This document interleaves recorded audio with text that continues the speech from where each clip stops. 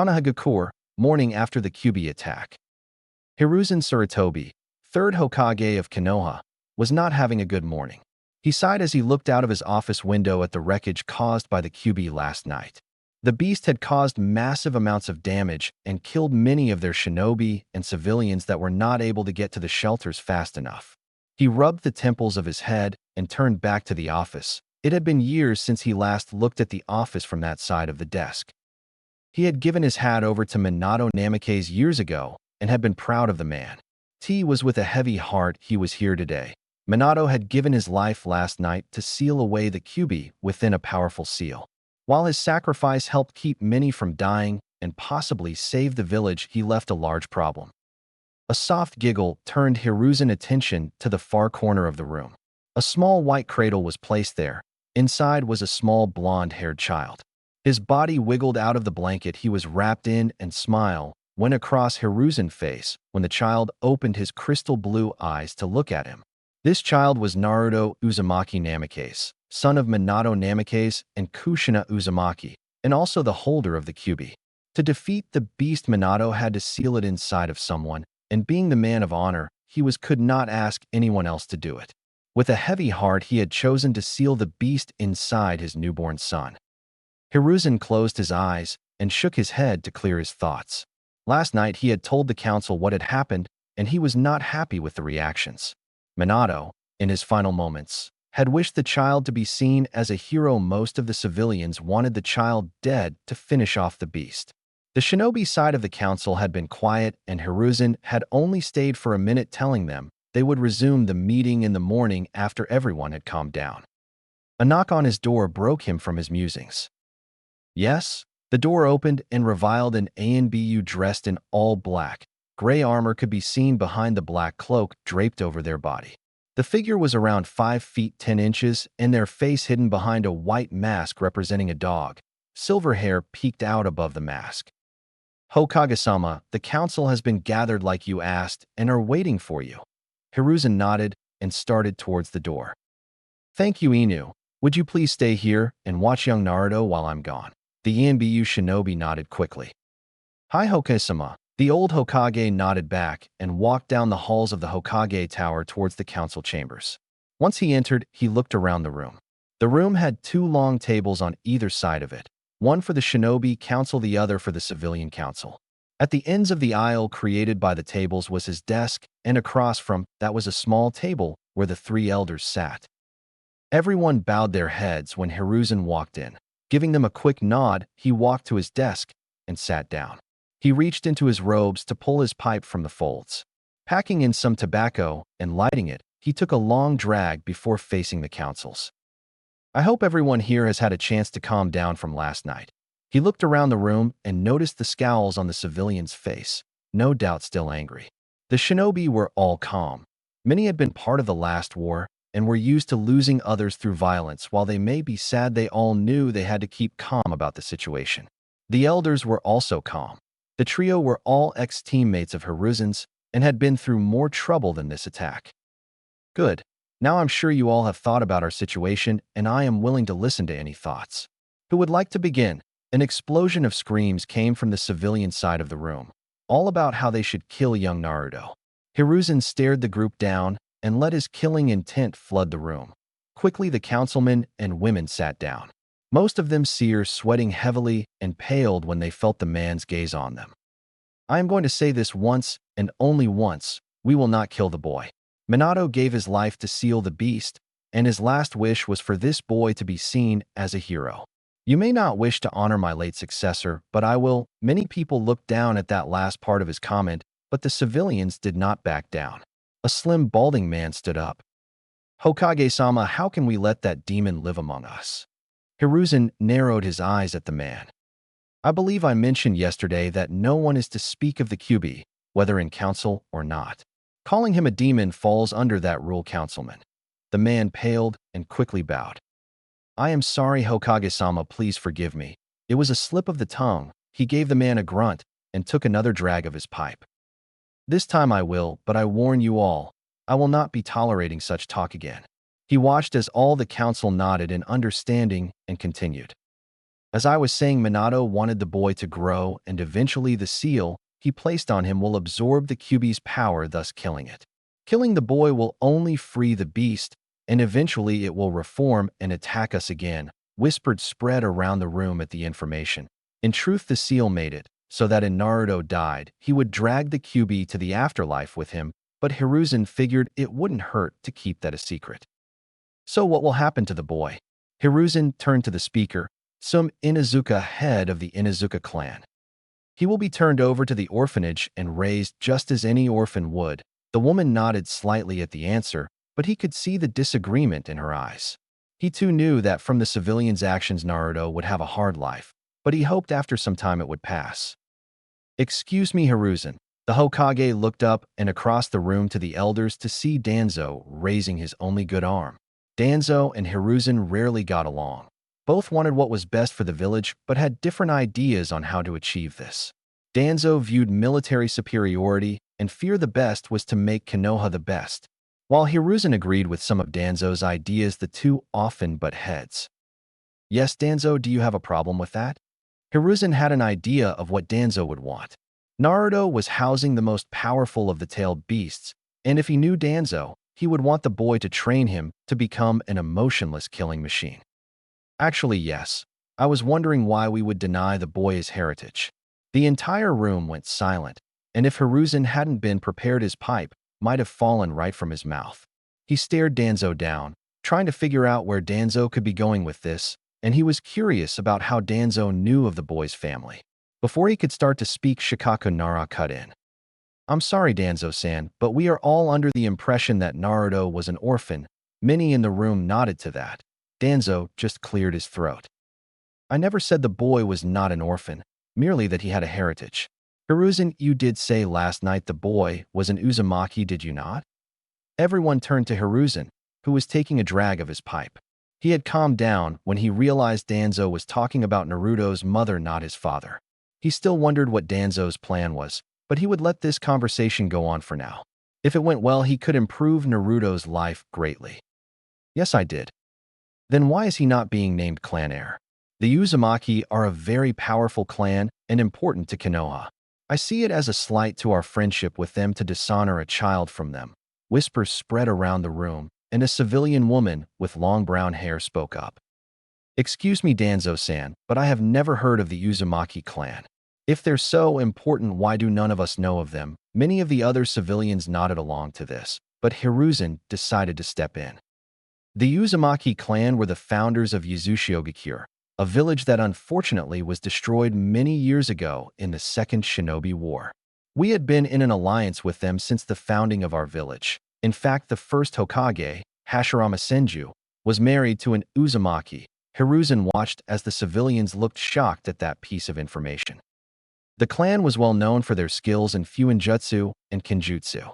In fact, Minato, my student Jiraiya, and myself all learned most of our Fuinjutsu skills from Uzumaki scrolls. If what you say is true, does that mean the boy is related to Tsunade Senju, seeing that her grandmother was an Uzumaki? The room turned their attention to Chozo Akimichi. To answer both of your questions, I only know his name from Minato. I have nothing to prove he is an actual Uzumaki, Danzo nodded. Understandable, but I have an idea that may prove the boy is an Uzumaki, and if so, I think we should give him all the rights of a clan heir. Hiruzen analyzed Danzo carefully. He still couldn't figure out what Danzo would get from all of this. If Naruto was named a clan heir, he would be under the Shinobi Council, and Danzo had no power or influence there. Why should we even check, Danzo-san? Giving that boy a clan will only give him more power and allow the demon to kill us easier. A portly councilman slammed his hand to the table to emphasize his point, but Danzo didn't flinch as he answered. Before Yuzushiogakure fell, they asked Mito-sama to hold many of their scrolls. Those scrolls most likely contain the knowledge of the clan and can only be given to an Uzumaki. If the boy is named heir, he will be given all of the scrolls, and it will greatly improve Konoha in many ways. Hiruzen rubbed his chin as Danzo finished. The man made strong points, but he suspected there was another reason Danzo was doing this. You make good points, Danzo. So what is this way you thought of? The room's attention turned to Danzo as he cleared his throat. As I said, Mito-sama was in possession of clan scrolls. I assumed that since the clan was so well known for their skill in Fuinjutsu, all of the scrolls are sealed with blood seals. We simply place some of the boy's blood on a scroll, and if it opens, there is no question about his heritage. Hiruzen took another drag of his pipe and thought out Danzo's idea. It had merit, and it would prove to everyone Naruto was an Uzumaki without him having to reveal who Naruto's parents were. I am curious as to everyone else's view on this idea. By show of hands, who thinks we should go along with Danzo's idea? He watched as all of the clan heads and elders raised their hands. He mentally smirked at that, knowing the motion had passed. All those against. The civilians grumbled as they raised their hands. Very well. I and the elders will go and retrieve a scroll from the Hokage vault. I will call all of you once we have found one, and we will see if young Naruto's blood works. If so, I will notify Tsunade, but knowing her, I doubt she will come back to help raise the boy. Many nodded sadly at that, but Inoichi Yamanaka, head of the Yamanaka clan, raised his hand. Excuse me, Hokage, but why the vault? If it was Mito-sama's, then would they not be at the Senju compound? Hiruzen had begun to clean out his pipe, but looked up to Inoichi. When Tsunade left the village, I sealed all of the clan's scrolls in the Hokage vault for safekeeping. If she was to return, I would hand all of it back to her, of course. He nodded and stood to leave with the rest of the council. Once the room was empty, save for the elders and Hiruzen, he stood and motioned for them to follow him. The small group walked down the hall to a set of stairs and began to travel down. After going down several flights, they came to a door with two ANBU guarding it, both of their masks resembling birds, but different paint lines on them. The shinobi immediately put the hands forward in a cross shape. Kai. After nothing happened, one of the ANBU turned and opened the door behind him. Hiruzen led the group down a dark hallway until they came to a massive set of steel doors. They were 8 foot tall and both looked to be 4 feet wide. The doors were decorated with what appeared to be vines across them. All of you are to turn around and not look at me while I open the doors. If I even think you are peeking, I will be forced to kill you immediately. The trio turned around. None of them even flinched at the thought of death. Satisfied they were not looking, Hiruzen turned back to the door and channeled chakra to his hands. He then reached up and began touching specific vines. As he touched them, they glowed green. Eventually, all of the vines were glowing and the doors started to open inward. You may turn around now. The others turned, and all of their eyes widened at the sight before them. The room was a large metal box that went farther back than they could see. The only light in the room was from glowing seals all along the ceiling. The three quickly followed after Hiruzen as he made his way down the aisle of bookcases. Their eyes wandered across the shelves as they passed. Plaques were placed on each shelf with different labels to let people know what they contained. Soon they came to the back of the room, and they looked to see tall safes lining the back. Hiruzen walked over to one and began to twirl the dial on it. After a second, he opened the safe and walked inside, flicking on a light as he did. Danzo inspected the room as he walked in. Shelves held multiple scrolls in the room, and Hiruzen was facing the right side. When I placed all the scrolls in here, I separated them from Senju and Uzumaki. The ones along this wall are all of the Uzumaki. The three nodded and looked at all the scrolls. Which one should we choose, Hiruzen? He shrugged his shoulders and looked at the scrolls in front of him. I have no idea what they hold, so we should choose a small one, that way we know it will not have much information on it. The three nodded, and Kohor Udatane reached over to a shelf and picked up a small-looking scroll. She tried to remove the clasp on it, but it didn't budge. This one should do. She handed it to Hiruzen, and he tried to open it as well. When he failed, he nodded and gestured to the exit. The group made their way out of the vault. Once they passed the metal doors, Hiruzen pulled them closed with a large slam. They then made their way back to the main level of the tower. You three go and have something to eat. I will check on Naruto and then call a meeting in 1 hour. The three nodded and left the Hokage as he went to his office. Upon entering, he hears a crying Naruto and looks to see Inu holding the boy and rocking him. Come on, Naruto, quiet down. Please. Pretty please. The ANBU let out a groan as he continued to try to quiet the child. A chuckle from behind him caused him to turn around and see the Hokage.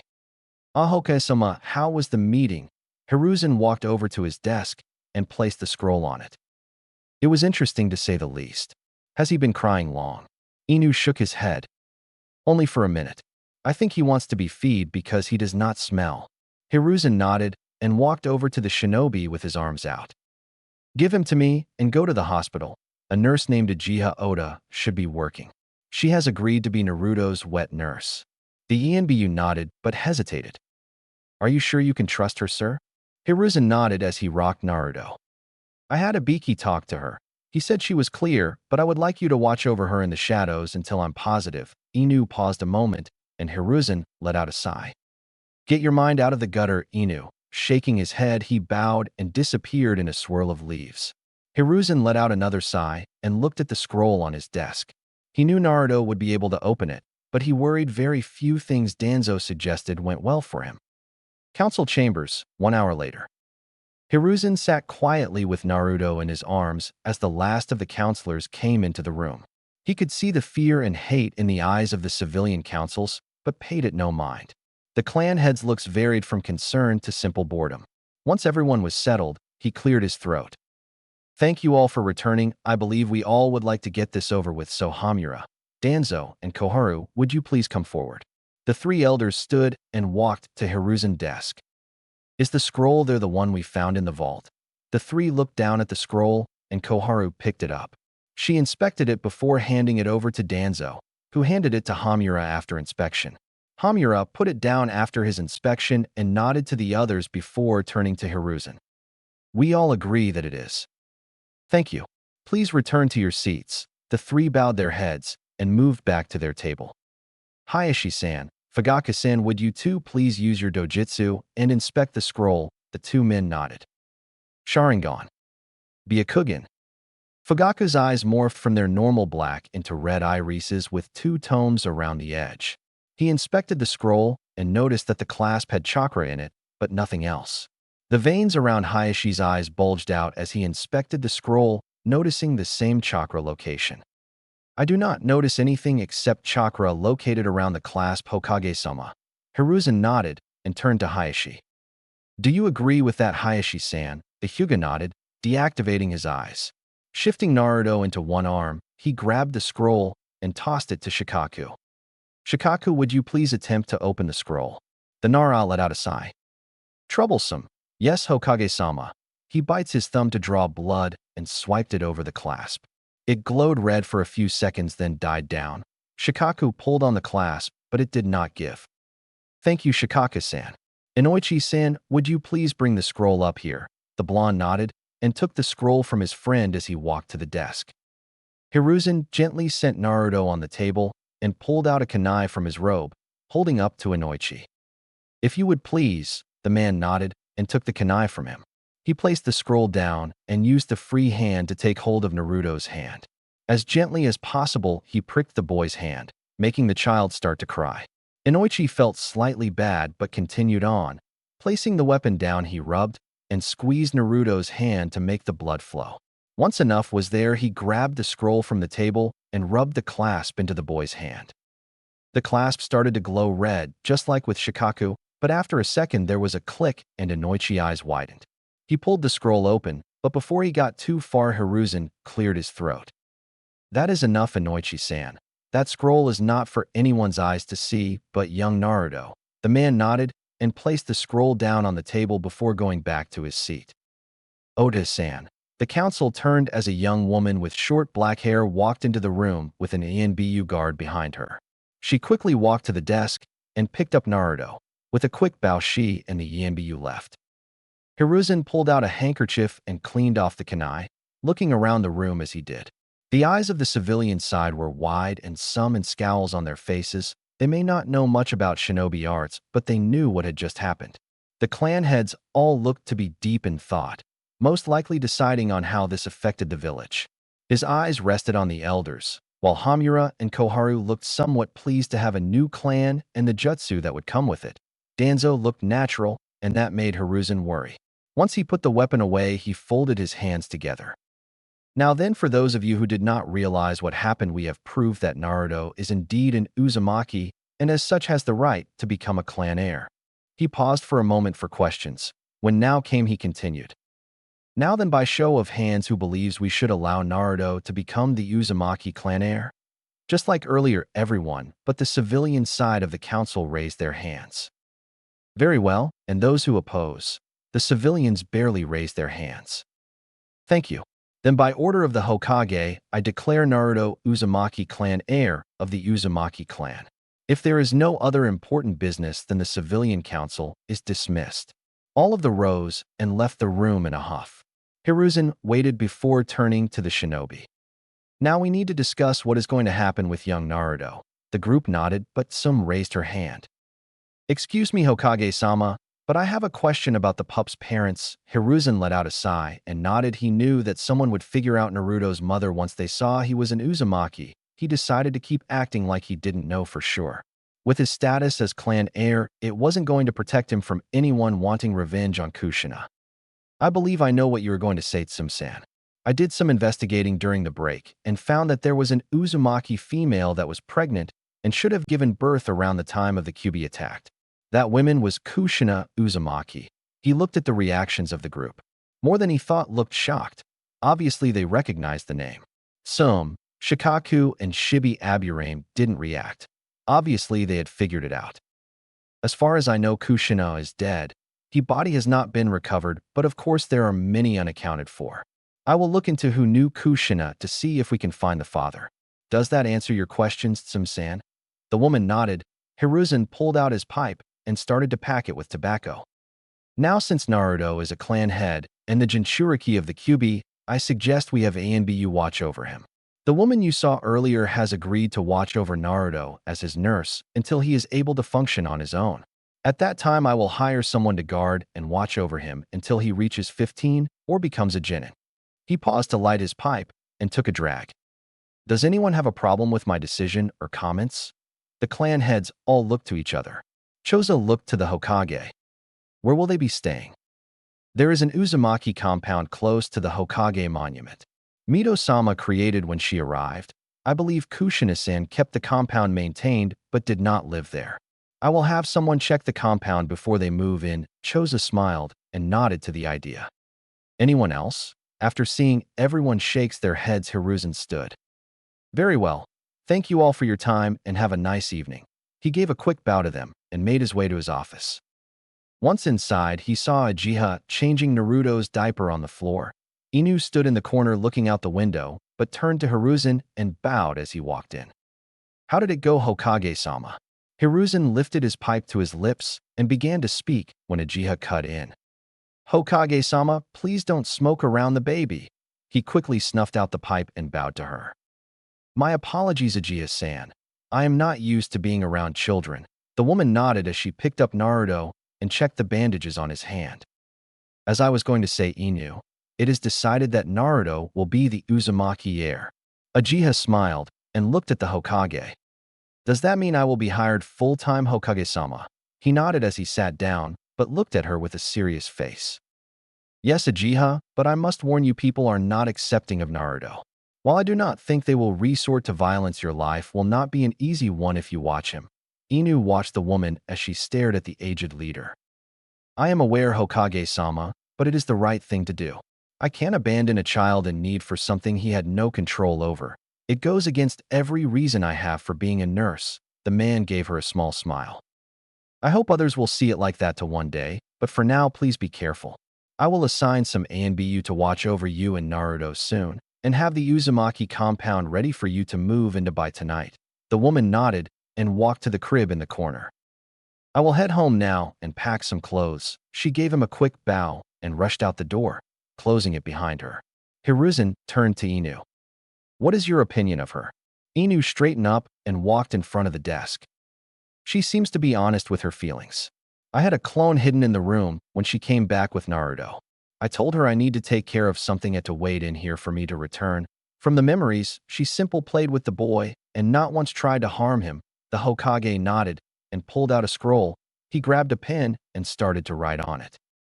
I want you to deliver this scroll to Dragon, then make your way to the Uzumaki compound and check it. Inu took the scroll and looked at it. May I ask what is in here, Hokage-sama? I am asking Dragon to find some ANBU he trusts to watch over Naruto until I deem it fit. Inu nodded and headed for the door. Inu, the man stopped and looked back at the Kage. The clan heads and elders know who his mother is. If you think that will help out with finding trusting ANBU, I want you to spread the information. Is that wise, sir? While Kushina-sama didn't have many enemies, people could figure out the father. Hiruzen chuckled at the panic in his voice. Don't fear, Inu. Even I didn't know they were a couple until they told me they were pregnant.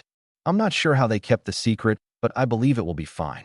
This way some shinobi will be more likely to watch over him than hate him.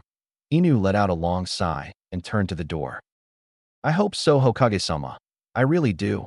As he closed the door, Hiruzen turned to look at the village and spoke quietly. I do to Kakashi. Below Konoha. Danzo made his way through the lower tunnels under Konoha. He had cleared these areas for his root unit. Root was something Danzo created to make the perfect solders. Emotionless shinobi willing to give their life if need be for Konoha. Hiruzen had told him to disband the unit after the Third War, but he knew they were something Konoha needed. As he made his way to his office, two figures fell in behind him. Both were dressed similar to ABU troops, but only so if seen no one would think they were not. One wore a tiger mask, while the other was bug-like. The two silently followed behind until they reached Danzo's office. Walking in, Danzo sat down and looked up at them. I want a team to go to the Uzumaki compound. I am sure that Hiruzen will have someone check it out, but do a second sweep after they leave. Have a second team find and do a background check on the women who will be watching over the child. I want to make sure she is not working for anyone and has only the boy's best interest at heart. The two men nodded but stayed where they were. Danzo raised an eyebrow at them. You have something to say? The two exchanged a look before Tiger spoke. Danzo-sama, we do not mean to question your judgment, but shouldn't we place some seals or something to monitor the boy? Danzo chuckled. No, I guarantee that eventually Jiraiya will look over the house, and if any seals are found, he will start to look around, and we cannot afford that. Plus, I have no interest in monitoring the boy yet. The men shared another look, but Danzo spoke before they had a chance. If you are wondering why I did not try to bring the boy under my thumb, the answer is simple. Jinchuriki cannot have their emotions locked away like those I train. It is imperative they are in the right mind to keep the beast at bay.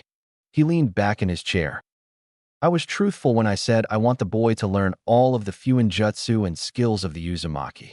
If he is raised to love this village, he will improve our military strength, and any children he has will only help us in the future. The Uzumaki were a feared clan. With the power of the Kyuubi in one, he will be stronger than any other Jinchuriki. The two nodded and bowed to Danzo. Understood, Danzo-sama. We did not mean to question you. He waved his hand at the men, and they disappeared from the office in a swirl of leaves. After they left, he opened a drawer on his desk and pulled a picture from it. It showed Danzo, in battle gear during the Third War, his sword strapped to his side. He was flanked by different shinobi also in battle gear, but a small smile crossed his face when his eye fell on a young woman. I always repay my debts, Kushina. Konoha, 2 days after Kyuubi attack. Hiruzen nodded his head to the villagers as he passed by them on the street. The village was in good spirits despite the attack just happening, and it did his heart good to see smiling faces. He walked into the tower and made his way to his office, making small talk and exchanging pleasantries with the people there. He opened his door and walked to his desk. The morning's paperwork was already there, and he let out a long sigh. Damn you, Minato. He placed his hat on the table and began to look over the papers. He knew the next few days were going to be hell, but that was life. He pulled out his pen and began looking over all of the papers. After an hour, there was a knock on his door. Come in. The door opened to reveal a tall ANBU wearing a detailed dragon mask walked into the room. Good morning, Hokage-sama. Hiruzen nodded and placed his pen down. And a good morning to you, dragon. Is there something I can help you with? The man nodded and looked around the room. Clear the room. Two figures stepped out from the shadows in the corners and walked out the door. Dragon closed it behind them and walked to a chair in front of Hiruzen's desk. Inu gave me your scroll yesterday. I have no problem with losing a team for the boy, however, I do have a question. Hiruzen leaned back into his chair. I will tell you anything I can, but know that details of the boy are S-class secrets, the ANBU nodded. Of course, sir. Inu informed us that there is a chance this boy is Kushina-sama's child. Is this true? Hiruzen raised an eyebrow at the ANBU. Sama, Dragon started to chuckle.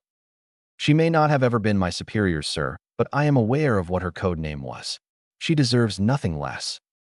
That is good to hear, but yes, I am almost positive she is the mother. No one else who bore the name Uzumaki was registered as pregnant in the hospital records. Dragon rubbed his neck. Yes, I had visited her a few nights ago. She said the due date was soon, so it makes sense. I just wanted to be clear. He reached behind his back and pulled out a scroll. I went ahead and informed the others about the boy and asked the captains to volunteer for the assignment. Here is the list of teams willing to guard the boy. Hiruzen took the scroll and opened it. His eyes widened slightly and looked up at Dragon. You are sure about this?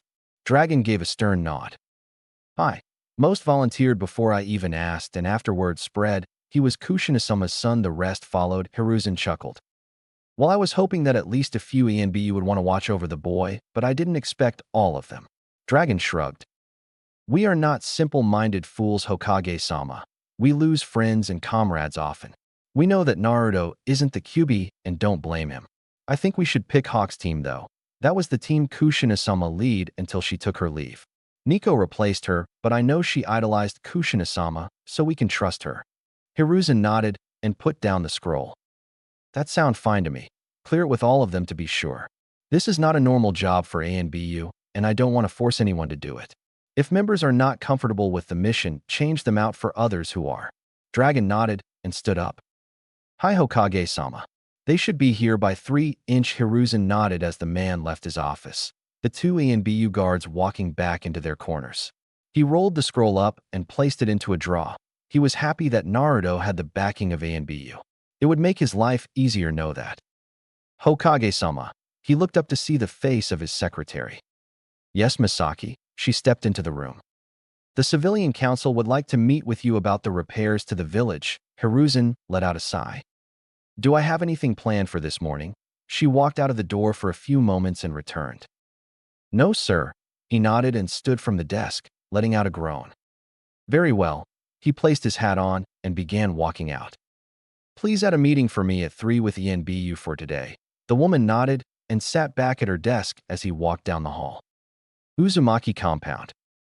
Uchiha stood outside of the room she had claimed as her own, taking in the scenery.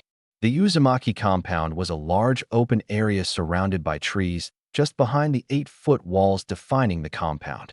The house itself was a classical-style 2-floor building set close to the entrance of the compound. She guessed that was so people could train away from the house without fear of hitting it. Just behind the house was a lovely garden with a small koi pond, a stone table for outdoor use, and, much to her delight, a medium-sized onsen. She turned back into the house and walked to check on Naruto, who was still asleep. Uchiha-san. She turned to see Inu standing in the doorway holding some bags. Inu-san, thank you for getting groceries. I know it's asking a lot, especially of an ANBU. He placed them down at the door and shook his head. It was no trouble at all, I assure you, but I must be on my way now. She crossed the room and took up the bags. Of course, I'm sure the ANBU are very busy, he chuckled and shook his head. No, I just need to eat. The two shared a laugh before she bowed to him. Again, thank you for your help, he waved her off. I was happy to. I know that a team of ANBU is being assigned today, so we probably won't be seeing each other again. He crossed the room as he spoke and looked at Naruto. Uchiha had a feeling he was talking to the baby more than her, so she stayed quiet. After a minute, he turned around and headed out the door. Goodbye, Uchiha-san. With a quick nod, he disappeared as a swirl of leaves. She gave a small smile. Goodbye, Inu-san. Hokage office. Hiruzen looked over the papers in front of him when he felt chakra building and looked up as 4 figures appeared in his office. It was the ANBU he had been waiting on. Once they appeared, they went down to one knee and bowed. Hokage-sama. Hiruzen looked over the shinobi in front of him. Rise. The 4 stood to attention, showing their mask to Hiruzen.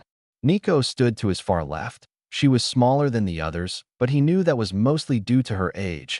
Her purple hair was tied into a ponytail falling over her left shoulder and a katana on her left hip. Next to her was a stocky bald man wearing an ox mask. He seemed relaxed, but Hiruzen could tell he was ready to strike at a moment's notice. The third member was a lanky man wearing a rat mask. His black hair was pulled back into a small ponytail. The final member was an average-looking man with short, dirty blonde hair barely showing behind his hawk mask.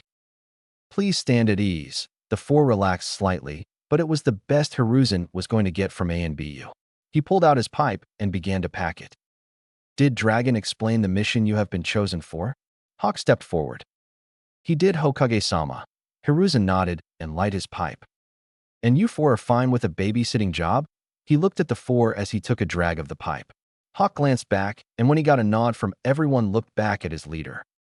Hi, Hokage-sama. Hiruzen nodded and handed him 4 folders. He passed his teammates theirs and opened his. Very well. The job is very basic. Your mission is to watch over and protect Naruto Uzumaki and his nurse Uchiha Oda. He nodded and flipped some of the pages.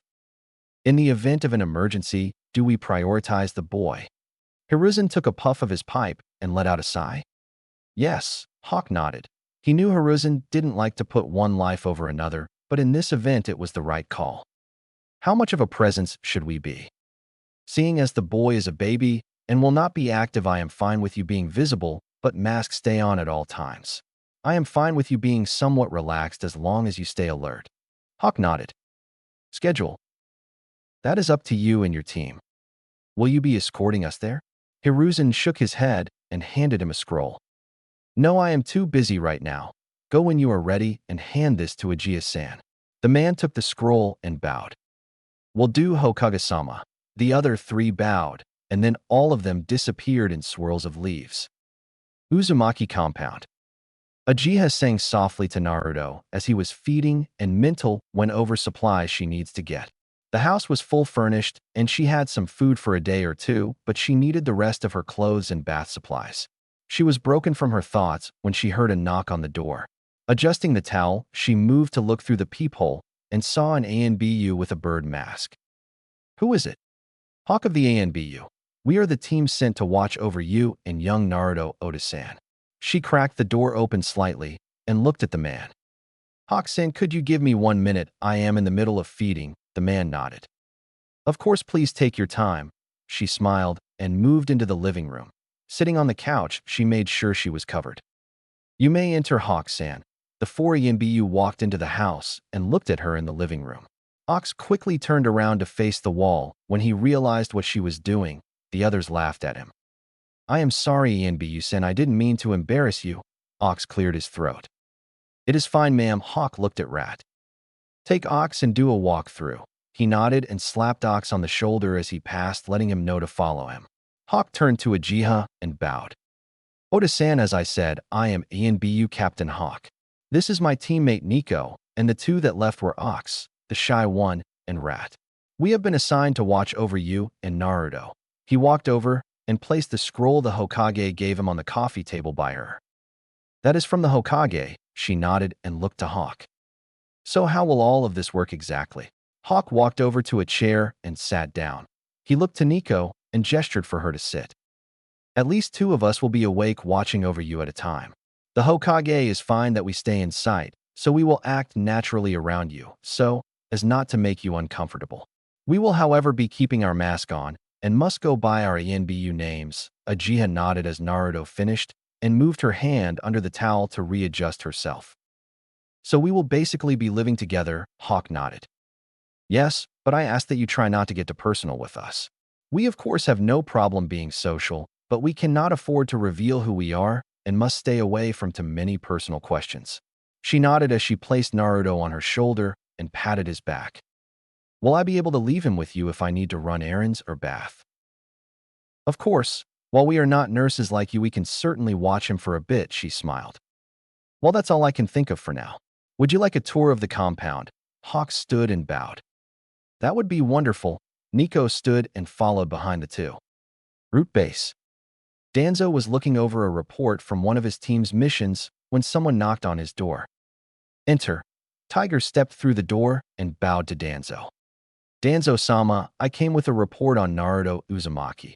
He closed the folder he was looking at and looked up to Tiger. Proceed. The man stood up straight and took a breath. Earlier this afternoon, the Hokage assigned ANBU Team 5 under Captain Hawk to watch over the boy. The team consists of ANBU Hawk, Nico, Ox, and Rat. Danzo scratched his chin. What do we know of them? Team 5 was the team Kushina Uzumaki was captain of before she took leave due to pregnancy. Hawk, Ox, and Rat were her subordinates, and she recommended Hawk to replace her. Nico was added to the team because of her Kenjutsu knowledge. Danzo nodded. Good. How is the background search going for the nurse? So far we have found nothing, but I believe we will need more time, just to be sure. Danzo nodded. Agreed. You are dismissed. Hi Danzo-sama. He bowed quickly and left the office. Uzumaki compound, for years later. Nico slipped her mask over her face and pulled a hair tie from her waist and wrapping it around her hair. Stretching, she walked out of her room just as a blonde blur ran by, closely followed by an upset Uchiha. Naruto, Uzumaki, you get back here, young man. Nico looked down the hall past Uchiha to see Naruto was naked. No bath. The naked blonde bolted down the hall and into the living room. You will get in that tub, young man. Uchiha went to grab him, but he dove under the coffee table and crawled to the other side. He stood up and ran to one side, heading towards the dining room. His leg was suddenly grabbed and lifted into the air. The blonde stared upside down at Ox, who was laughing. Gotcha, kid. Uchiha stormed over and looked at the boy with a glare, making him frown. If Ox-san lets you down, will you be a good boy and take a bath? He pouted but nodded his head. Ox chuckled as he set the boy down. You would think he would realize by now you're always going to catch him. Uchiha let out a sigh as she took the pouting blonde's hand and led him back to the bathroom. Nico rubbed his head as she passed. Good try, Naruto-kun. The boy smiled up at her. Nico-ne-chan, will you read to me after my bath? She nodded her head, and the boy smiled before rushing to the bathroom. Yeah, she smiled behind her mask and moved into the living room. Good morning, Nico. She looked up and saw Ox reading the paper. Morning. Anything happened while I was out? Ox shook his head as he turned the page. Nothing really. Captain got called in for a meeting, and the kids somehow got a hold of Rat's clothes and dyed them pink. Ox chuckled as he finished, and Nico shook her head. Why? Rat ate the last cup of instant ramen. She let out a sigh and sat down in a chair. That boy. Life for the ANBU babysitters had been interesting in the past few years. Naruto was now walking, talking, and causing trouble almost daily. He was a blonde ball of energy that even the 4 experienced ANBU and Uchiha had trouble tiring out. While he was a handful, Nico had enjoyed her assignment more than she thought. Originally, she joined ANBU for the excitement and danger. When she got the opportunity to work on the team her ideal was in charge of, she nearly fainted. Alas, things didn't work out like she hoped, but every cloud has a silver lining, and she can't say she doesn't enjoy watching over the blonde air. She was broken from her thought when the door opened and Hawk walked in.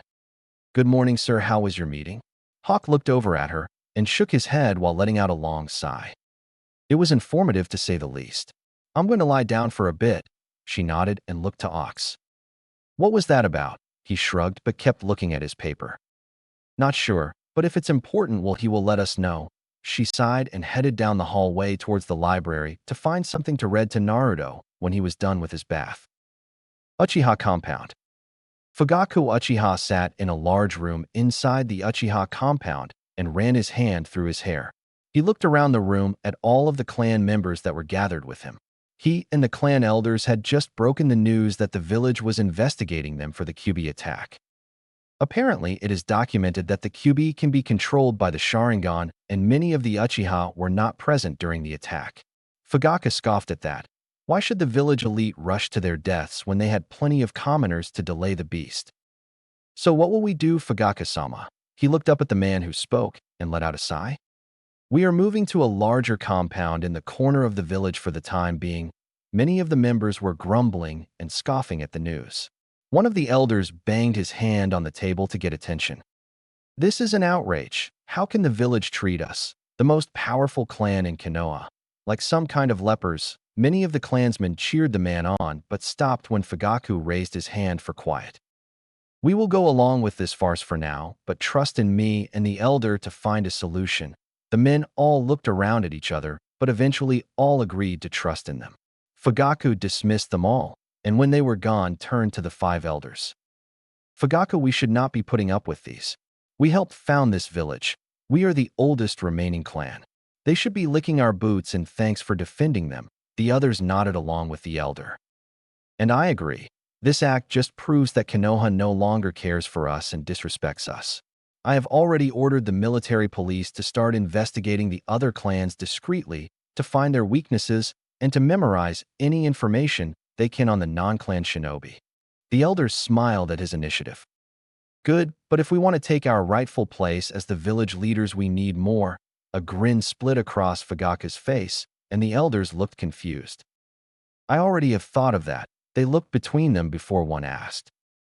What do you have in mind, Fugaku? You all know my son Sasuke, correct? The men nodded. He is the same age as the Uzumaki boy. My plan is to have Sasuke befriend the boy and get him to just us. That way we will have the might of both the Uzumaki Fuinjutsu and the Kyuubi with us. The men gasped, and one elder quickly spoke. Won't Hiruzen and the others view this as us trying to control the Kyuubi like they accused? Fugaku started to chuckle. Who cares? He views that boy like a grandson, and since none of the villagers allow their children to play with him, and the clan children stay amongst themselves, mostly he is alone. If he makes friends with Sasuke, Hiruzen wouldn't dream of breaking the child's heart by telling him to stay away. The elders' eyes all widened and smirks went across their faces. So Hiruzen will be powerless to stop us from gaining control of the boy. We simply have to put on a smiling face and welcome the boy with open arms. The others all nodded to his thoughts, but Fugaku cut in. We must wait a while before we start our plan.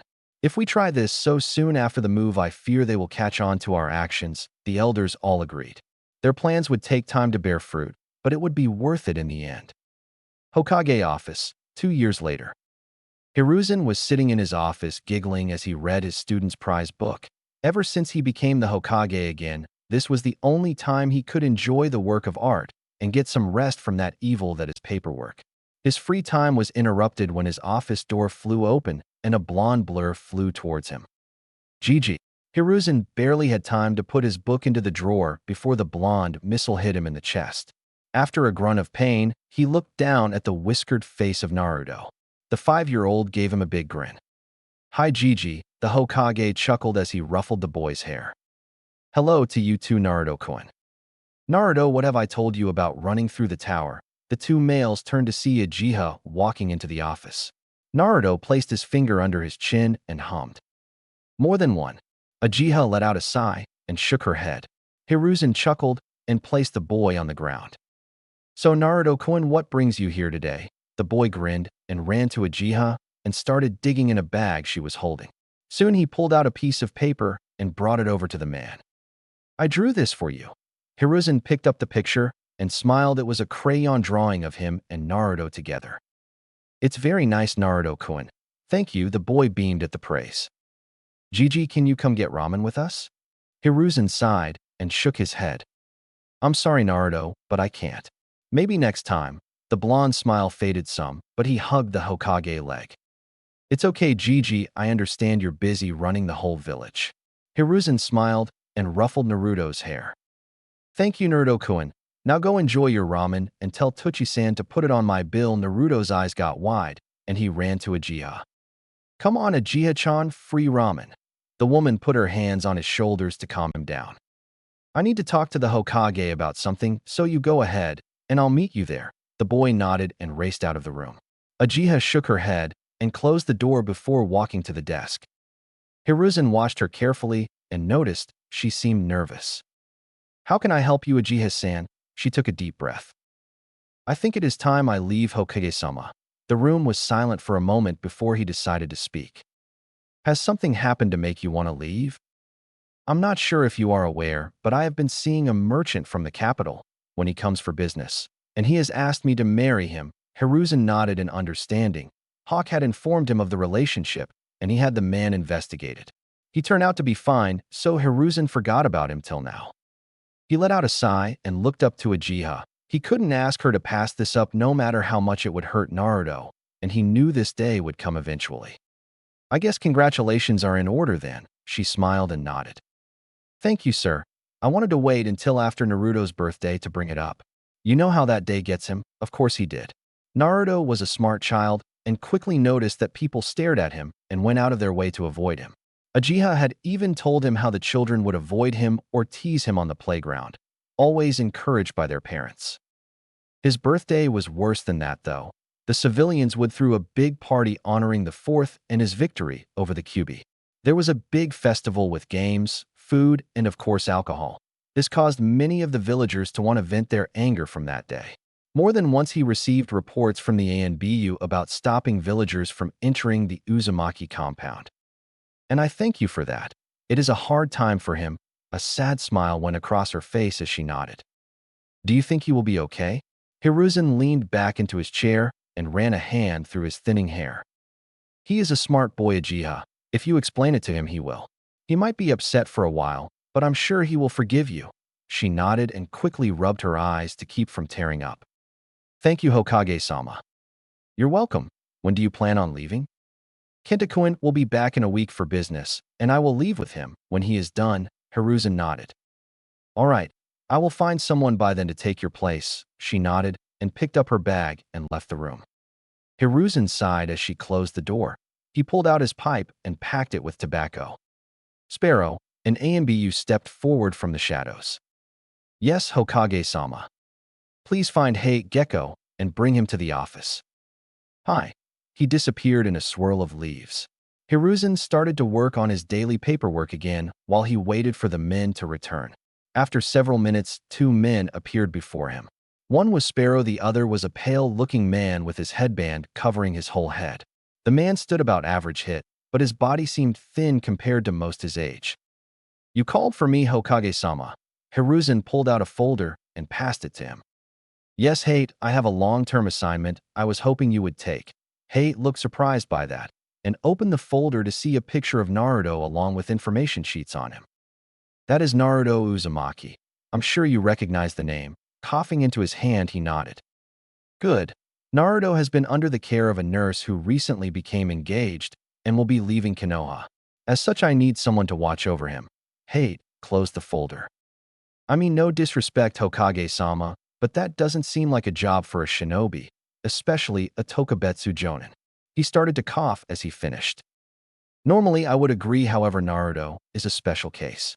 Not only is he a clan heir, but also the holder of the Kyuubi, so I need people that I can trust and could keep him safe if need be. Placed the folder on the desk.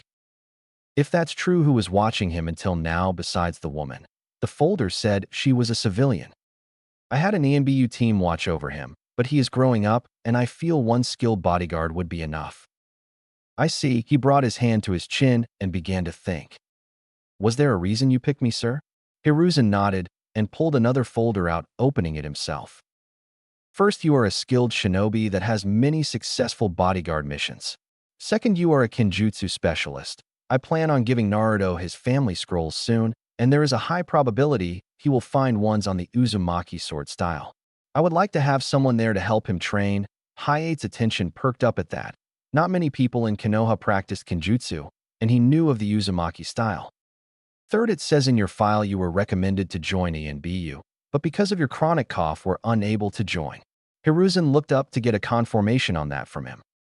The person who recommended you was none other than Naruto's mother, Kushina Uzumaki. For that reason, I know I can trust you to watch over the boy. He closed the file and waited for Hate to process everything. What will the mission rank be considered? It will be classified as a long-term B rank. Hate nodded and closed his eyes in thought. It's not a bad gig, honestly. Good pay. I stay in the village, and it's not like the kid's a baby. Of course he is a kid, so I'll have to pretty much raise him. He let out a sigh and opened his eyes.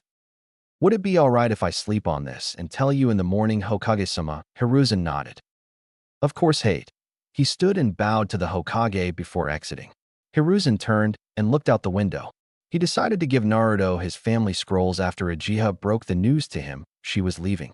It would be a minor thing to losing his mother figure, but hopefully he could connect to his real family in some way. Konoha, Uzumaki compound. Naruto sat on the couch in his house, barely reading the book in his hands. He wasn't in the mood to read. Yesterday, Uchiha, his nurse for 5 years, had left to the capital to get married and start a new life. He wanted to be happy for her, but no matter how hard he tried, he just felt sad. She had informed him 2 weeks ago of her plans, and needless to say, he did not handle it well. After some crying, yelling, and locking himself in his room, he had talked to her and worked it out, but now here he was alone. To make matters worse, his Gigi had informed him that his ANBU guardians would also be getting reassigned to normal ANBU duties.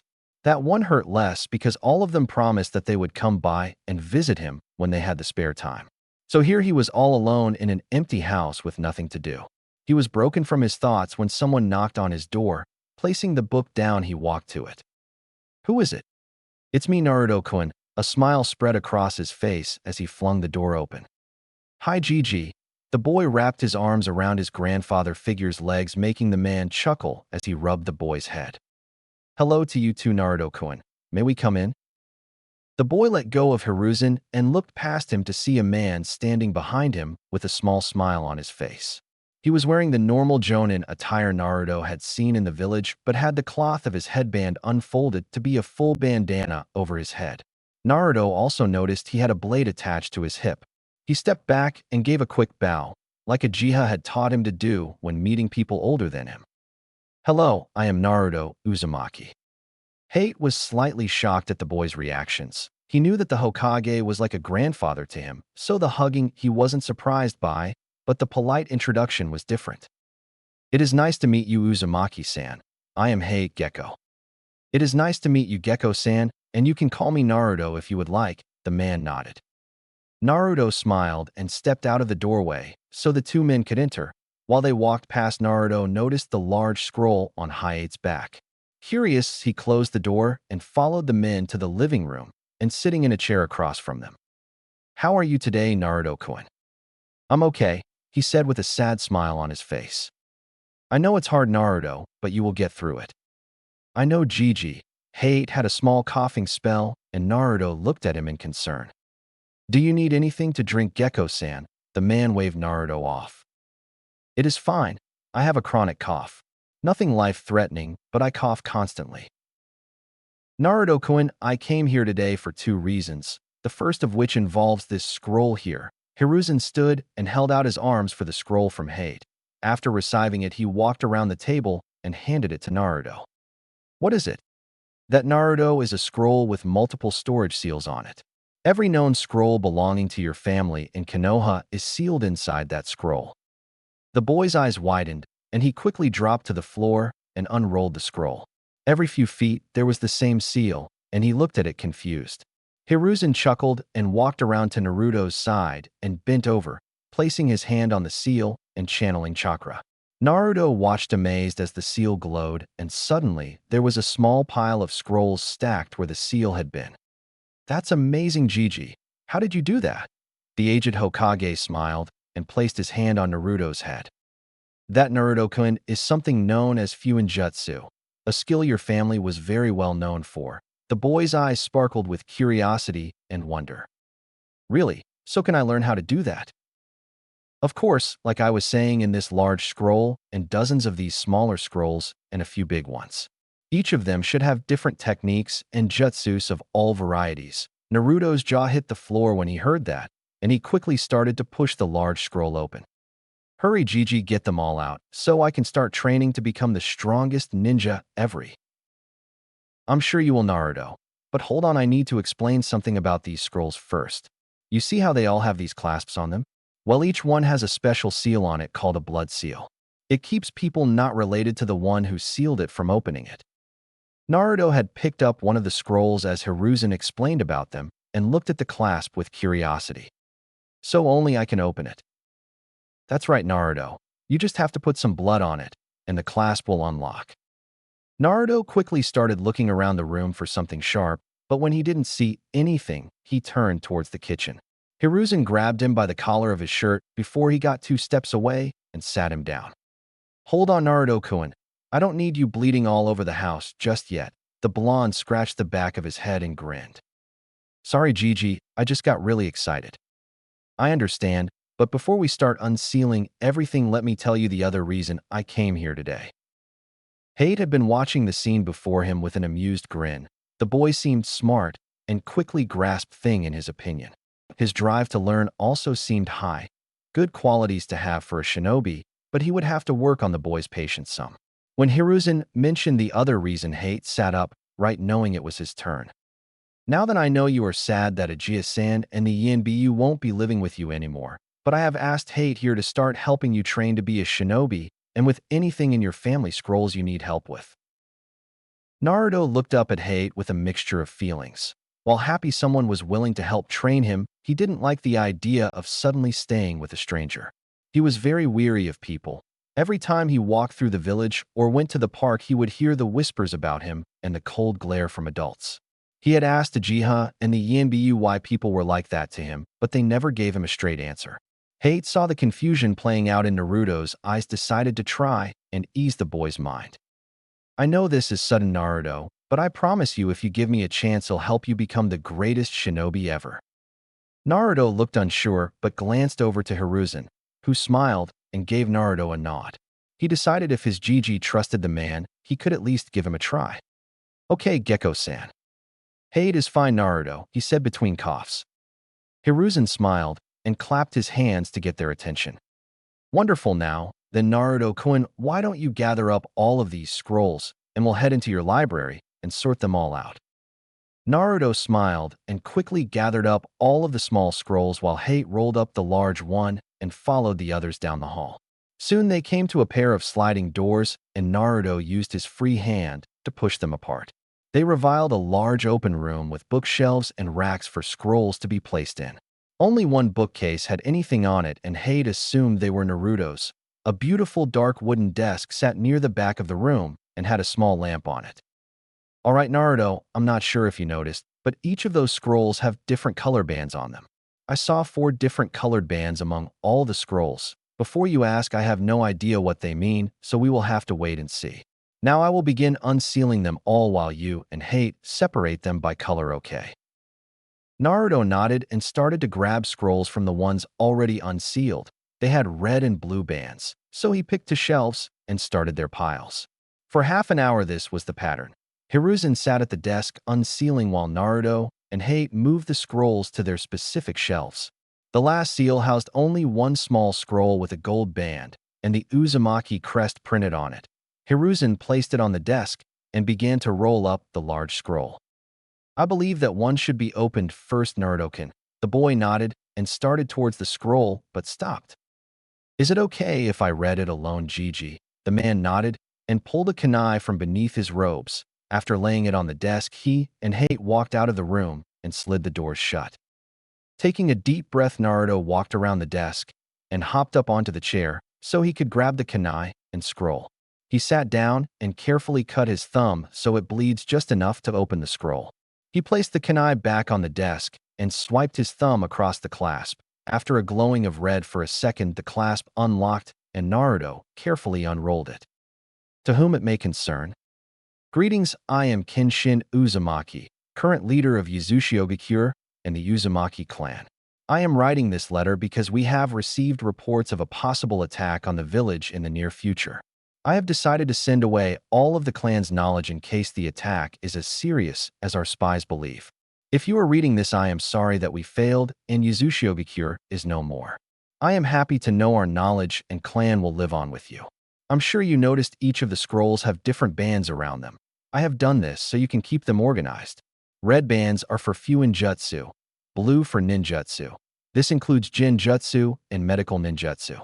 Black bands are Kenjutsu and Taijutsu scrolls along with the workout plans for training the body, and finally green are clan laws and traditions. The scrolls are also written so that the smallest scrolls should be read first. They hold the training and lower level skills. Read the scrolls and follow their instructions carefully. No one ever became powerful by rushing. Only through hard work and patience will you become a proper shinobi and Uzumaki. I advise you to read through the red-banded scrolls first. Fuinjutsu is one of the hardest skills to learn, but many of the starting exercises will help with the other skills. Along with them, start with the black scrolls. They will improve the body while also teaching you control and patience. The blue scrolls should not be attempted until you have a good enough level of chakra control. You will find that after you complete a certain scroll in Fuinjutsu, I advise beginning your ninjutsu lessons. The green scrolls should be read during your training breaks or free time so you improve the mind while your body rests. While I am sorry I cannot be there to help you in your life, I have faith that you will use our knowledge to remind the world of the Uzumaki's power. Kinshin, Uzumaki. Naruto broke into tears by the end of the letter. He wished he could have known the man or anyone in his family. He decided right then that he would learn everything in these scrolls and honor Kenshin's request to remind the world of the Uzumakis. Quickly rolling the scroll up, he pulled open the middle desk drawer and put the scroll there. He used his sleeve to dry the tears from his eyes and headed out the door. He found Hiruzen and Heir sitting in the living room talking, but as soon as he entered they turned to him.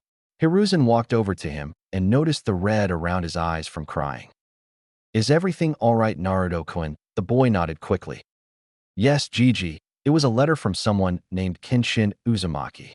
He said he was the last leader of the clan in Yuzushogakyure. He explained about the bands on the scrolls and other stuff." Hiruzen nodded and pulled the boy into a hug, feeling Naruto return it in full. "Well, this has been an exciting day. How about we go get some ramen?" Naruto smiled up at him and raced for the door. "Last one there has to pay." The older males laughed and slowly followed the boy into town. Uchiha compound. Fugaka sat at his desk looking over some of the reports his men had found on the clans. In the past few years, they had slowly infiltrated all of the different branches of Konoha and had found a great deal of information out about anyone who could pose a threat. His greatest triumph, though, was his oldest son, Itachi. The boy was a prodigy unlike any other. Only 10 years old and already an accomplished chunin with the possibility of becoming a jonin or even ANBU within the next year or two. "Excuse me, Fugaka-san, but are you busy?" He looked up to see one of the clansmen in his military police uniform and waved him in. "Of course, Setsuna, come in." The man bowed and walked in, closing the door behind him. "Sir, as you requested, myself and others on the force have kept our ears open for news on the Uzumaki boy. Well, today I was eating at the ramen stand he frequents and saw him with the Hokage and another shinobi I did not recognize." "What did he look like?" "He wore a standard jonin outfit, a blue bandana-style headband, and had a katana with him." "I'm not sure myself, but I will have someone look into it." "Did they say anything of interest?" The man broke into a huge grin. The boy was going on and on about starting his shinobi training and how happy he was about some scrolls. Fugaka's grin matched Setsuna's as he leaned back into his chair. "Excellent work, Setsuna. I was going to start Sasuke's training soon anyways, so this will be the perfect time to introduce the boys. If there is nothing else to report, you can leave. I have plans to make." The man bowed and left the office quickly. "Let's see. I can have Mikoto start taking Sasuke out to the park and ramen stand after his lessons, and hopefully he will run into the boy there. Maybe I can even see if he needs a tutor." Fugaka started to chuckle to himself as his plans came together. Uzumaki compound. Heir stood inside his new room unpacking the clothes he had brought with him. After dinner, he had brought Naruto to his apartment so the two could start bringing his possessions over. He was growing quite fond of Naruto already. While he could see the boy was not entirely trusting of him, yet he was talkative and friendly. He finished unpacking what they had brought and decided to check up on Naruto because he hadn't seen or heard from him in a while. Walking down the hall, he noticed the light in the library was on and peeked inside to see Naruto on the floor looking through a scroll. "Hey Naruto, what are you looking at?" The blonde jumped slightly from the sudden voice, but recovered and held up the scroll so Heir could see it. "It's one of the few Kenjutsu scrolls. They're all labeled on the inside of what order I should complete them in, so I'm trying to find the first one." He placed the one he had on the ground and picked another up, slicing his finger first. "Isn't there an easier way to do this?" he said as he waved his hand, annoyed with the pain. "Well, you could open up a couple at a time instead." Naruto held his thumb up so Heir could see. "But it heals too quickly for that." Heir watched in wonder as the small cut quickly healed in a matter of seconds. Hiruzen had informed him that being a Jinchuriki, Naruto would heal faster than most people and so far had never been sick. A cough broke him from his thoughts. "Well, make sure you follow those scrolls in order. No matter how cool something sounds, if you try it before you're ready, you can really hurt yourself." "Don't worry, Hayate-san, I will." Kenshin-sama said the same thing. "Kenshin-sama." Naruto nodded. Seeing as he was the last head, I figure it was right to call him that. Heir nodded and ruffled the boy's hair. While a good idea if he's anything like you and your mother, then he probably wouldn't like that. Naruto dropped his scroll and looked up at Hate. Why you knew my mother? More of her than actually her, but I spared against her a few times. Not many people practice Kenjutsu in Konoha, so those of us that do know each other. Yaniko Nichin told me my mom was one of the best Konoha have ever had. Hate sat down next to him and nodded. That she was. I was never fortunate enough to spar against her, but she did give me advice from time to time on my form. Did you practice the same style? No, but just because your style is different doesn't mean you can't give someone good advice, especially when they're as skilled as your mother. Do you think I can be as good as her? Hate chuckled. Only if you train hard and practice. I will, that's a promise, and I never break a promise. Hate could see the passion in Naruto's eyes and smiled. Good. He stood up and started towards the door. I'm getting something to drink. Do you want anything, Naruto? No, thank you. Naruto went back to looking through the scrolls. Each time he opened one, he would read the first paragraph and correctly put it in line with the others.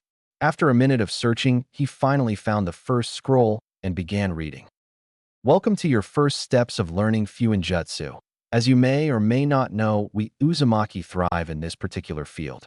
Fuinjutsu is one of the most diverse fields there is to learn, from simple things like storage scroll to more complex seals used to create barriers. The work will be difficult, make no mistake, but if you train hard enough, the results can be endless. One of the major points of Fuinjutsu is correctly writing the formulas. One slip of the hand could render the whole array useless. Your first task is to train in calligraphy, practicing at least 1 hour every day for 6 months. At the bottom of this scroll, you will see a box with seals around it. Above that is different kanji. After your 6 months, you are to draw those kanji into the box. If done properly, it will glow green. If not, it will glow red, and take another month before it clears itself. In that time, keep practicing. Naruto let out a sigh and made a mental note to buy ink and brushes tomorrow, along with a book on calligraphy. He decided to look through the black scroll too, seeing as he would not be doing much on the Fuinjutsu, it might make his day more exciting. Cleaning up and properly placing the scrolls onto the shelf, he started digging through the black labels until he found the first. However, this one was more of a list than an introduction. It gave basic exercises to do that would improve his body and a diet that would be both delicious and health. Of course, he didn't see ramen on the scroll, and that confused him.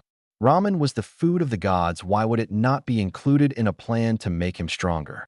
He added that to a list of things to talk about with Hade in the morning.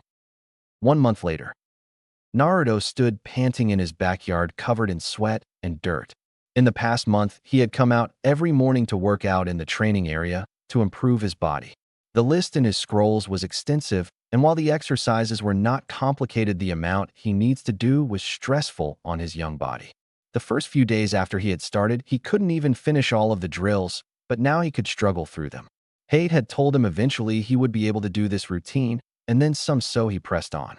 Grabbing his water bottle, he walked back to the house for a shower and change of clothes. Ever since he got the scrolls and decided to show the world the greatness of the Uzumakis, his wardrobe had changed somewhat. Where he used to just wear random clothes that matched him, now wore navy blue t-shirts with red Uzumaki crests on the back, along with black pants and a pair of black shinobi sandals. He had trouble at first getting the clothes because none of the tailors wanted to sew the symbol on the shirts, thinking it a symbol for shinobi. Luckily, Hate explained the symbol was Naruto's clans, and on the shinobi vest as a sign of remembrance. They still weren't happy about it, but knew there was nothing they could do. Hate and he had also started to get along better. While he was weary at first, his Nachon had told him she knew of Hate and that he was a good man. So he started to open up to him and he to him. They weren't exactly close yet, but Naruto knew it was just a matter of getting to know him more before they trusted each other completely. After changing into his clothes, he went into the library and grabbed his book on calligraphy. His lessons were going well according to his Gigi, who also studied the art, and he felt if he kept up with his pace, he would definitely be able to pass when the 6-month limit was up. He collected the book, brush, ink, and empty scrolls to write on and headed out the door towards the park. While his grounds were nice to train on, Naruto liked background noise while he worked. It provided an extra element to his training. Hiruzen told him that when working it wouldn't always be peaceful and he should get used to noise while he worked. Walking through the village, Naruto ignored the glares and whispers, though he still didn't understand why this happened every time he went through the village. Once he got to the park, he found a tree along the edge of the area and sat down, placing his things around him. Carefully, he began going through his drills and slid his brush across that page. The hardest part of it for Naruto was keeping the pace. He wanted to go as fast as possible, but if he speeds up too fast, he ruined the kanji and had to start again. "What are you doing?" Naruto looked up to see a boy his age standing in front of him. He was a fair-skinned child with dark black hair that stuck out behind his head and bangs that fell to frame his face. He was wearing a gray short-sleeved shirt with a high collar and dark blue shorts with matching sandals. He was looking at Naruto curiously. "It's calligraphy." The boy moved closer and squatted down to look at the scroll Naruto was working on. "What's it for?" "It's part of my Fuinjutsu training." The boy perked up at the word training. "Really? I've never heard of Fuinjutsu. Is it like ninjutsu?" Naruto smiled. "Kind of. It involves making seals to do cool stuff like storage scroll, exploding tags, and other things." The boy sat down in front of Naruto and turned the scroll to look at it. "Cool. I'm training to be a shinobi to just like my dad and big brother." "Are your parents shinobi?" He watched as Naruto frowned. "My mom was, but both my parents are dead." The boy flinched at the news and looked down. "Oh, I'm sorry." They sat there for a minute in silence before the boy stuck his hand out. "I'm Sasuke Uchiha, by the way." Naruto smiled and took the boy's hand. "Naruto, Uzumaki. So what other stuff do you train in?" "My dad's teaching me in our family's taijutsu style right now." "Well, I don't have a style yet, but I train my body, so I'll be in shape for when I go to the academy, and we'll learn one there." "Cool." The boy sat and talked for a while about different things. Naruto was happy. He was finally making a friend his age. It was going well until Naruto noticed a woman walking towards them. She had similar features to Sasuke, but her hair went all the way down to her shoulders. She wore a shirt the same color as his, but a black skirt that went to her knees and a cream-colored apron over it. "Sasuke, who is your friend?" "Mom, this is Naruto. He wants to be a shinobi like me too. He's learning this thing called Fuinjutsu," the boy said excitedly to his mother. Naruto started to feel nervous when the woman approached. The few times he started talking to kids his age to make friends, they were always taken away when their parents saw who he was. He was surprised when the woman looked at him and smiled. "Well, that it is wonderful. I hear Fuinjutsu is a very tough thing to learn. You must be very smart, Naruto." The boy blushed slightly from the praise. Well, I just started, so I'm not very good yet."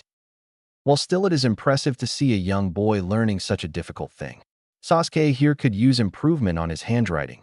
She reached down and ruffled Sasuke's hair. "Mom, stop." He whined and pushed her hands away. He didn't want to be embarrassed in front of his new friend. Naruto couldn't help but feel a little jealous of the interaction between the two. While he knew about his mother some, it didn't make up for the fact she was gone. "Hey Mom, can Naruto come to our house so I can show him my taijutsu?" Naruto looked at Sasuke with wide eyes. His mother, however, nodded. "Of course he can." Sasuke smiled and jumped up. "Awesome. Come on, Naruto." He held his hand out to the blonde, and Naruto sat there looking at it for a second before he smiled and took it. Sasuke helped Naruto collect his things, and the trio headed out to the Uchiha home. Uchiha compound. Naruto watched amazed as Sasuke went through the katas of his family style. While they were the same age, Sasuke seemed more skilled than him. He had told Naruto about his family's style, the interceptor fist, and how it relied on speed and stamina to beat an opponent. Mikoto, Sasuke's mom, had explained to him about their family bloodline, the Sharingan, and how it made it possible for them to anticipate a person's movements. Needless to say, Naruto was in awe of it and a tad bit jealous. "Sasuke, Naruto, dinner is ready." The boys turned to see Mikoto waving at them to come in. He quickly ran into the house and towards the table. "I know you two aren't going in there without washing your hands." The boys froze and started to chuckle. Sasuke led Naruto to the bathroom, and after they washed up, the two sat at the table. Mikoto started to bring in the food, and Naruto licked his lips at the delicious aroma. "I see we have a guest." Naruto turned his head to see a man walking into the room. "Yes, dear, this is Naruto Uzumaki." Naruto stood up from his chair and bowed to Fugaku. "It is nice to meet you." Fugaku gave Naruto a smile and bowed his head. It is nice to meet you as well, Uzumaki-san. They both sat into their seats, and they all started to eat. Naruto was trying hard not to devour the food as fast as possible. Ever since Uchiha left, he hadn't had a good home-cooked meal like this. So Sasuke, how was your training today? It was good, father. I half the katas you taught me down, Fugaku nodded. Good. I expect you to have the rest down soon. We will start you shuriken training after that. The boy smiled and nodded excitedly, while Fugaku turned his attention to Naruto. Are you interested in becoming a shinobi as well, Naruto? Yes, sir. That's good. The Uzumakis were a powerful clan. May I ask what training you are going through? Naruto put down his silverware and wiped his mouth. I've started doing calligraphy in preparation for Fuinjutsu, and am starting a basic workout routine before I start taijutsu and Kenjutsu training, Fugaku nodded sagely. Yes, if I remember correctly, the Uzumakis are famous for their skills in both Fuinjutsu and Kenjutsu.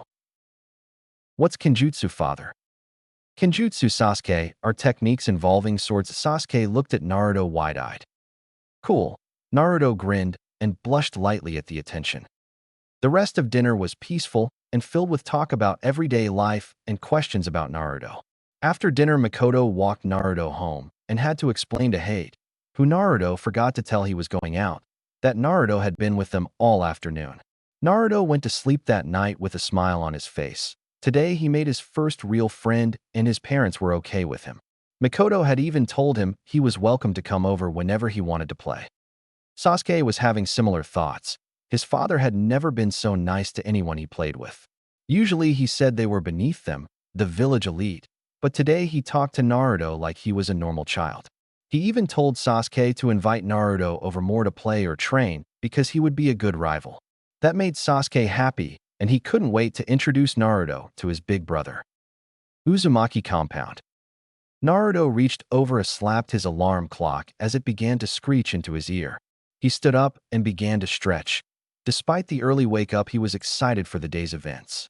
For the past 4 years, he had been slowly but surely going through the different training scrolls in his library. His physical training had changed his 9-year-old body to almost solid muscle, and he had become extremely flexible and agile. He walked over to his dresser and pulled on a black muscle shirt and black ANBU-style pants. After dressing, he walked into the kitchen to see Heir eating a piece of toast. Morning, Naruto. Ready for training? Heir and Naruto had become quite close in the past few years. Naruto often asked for his advice on training. While Naruto could be too active for Heir, at sometimes the calm moments they had together were nice. Yup, I can't wait to start, Naruto said excitedly. Today was the first day of his Kenjutsu training. While he wasn't going to start learning any techniques, Heir was going to teach him the basics for him to practice. All right, you grab something to eat, and I'll meet you out back. He turned and walked out the back door. Naruto quickly made himself something to eat and had to keep calm so he didn't choke from eating too fast, so he could start training. Grabbing his training scrolls and sandals, he slipped them on and ran to the backyard to see Heir going through a set of drills with his sword. Naruto stopped and quietly watched as Heir danced around the yard. After a minute, he noticed Naruto and placed his katana back into its sheath. He walked over to a box on the ground and waved Naruto over. All right, Naruto, before you can get your own sword or start on learning the Uzumaki style, you need to get a feel for a sword. He reached down and opened the long box to reveal 2 dark wooden bakken. Both looked to be 40 inches in length total. Naruto looked at the weapons with a small smile and gentle reached out and picked one up. He ran his hands all across the wooden sword, looking for nicks or rough patches, but found it to be smooth. It also seemed far heavier than it should be. Heir noticed the confused look Naruto gave the sword as he lightly swung it around. I see you noticed the odd weight. I had these made with a piece of metal in the middle. It weighs the same as a standard katana. This will help you get used to the weight, and when we switch to real blades, the weight won't throw you off. Naruto nodded and tried to reenact some of the moves he had watched Heir doing moments ago. Heir was slightly impressed with Naruto's movements. Most 8-year-olds wouldn't be able to things like that yet. All right, Naruto, break out your scroll and start your drills. I'll observe and give you advice from the side. The blonde nodded and pulled the scroll from his side. He placed the bakken down and unrolled the scroll to go over his drills. Since it was a beginner scroll, it involved him doing basic things like thrusts and different strikes multiple times to get used to them.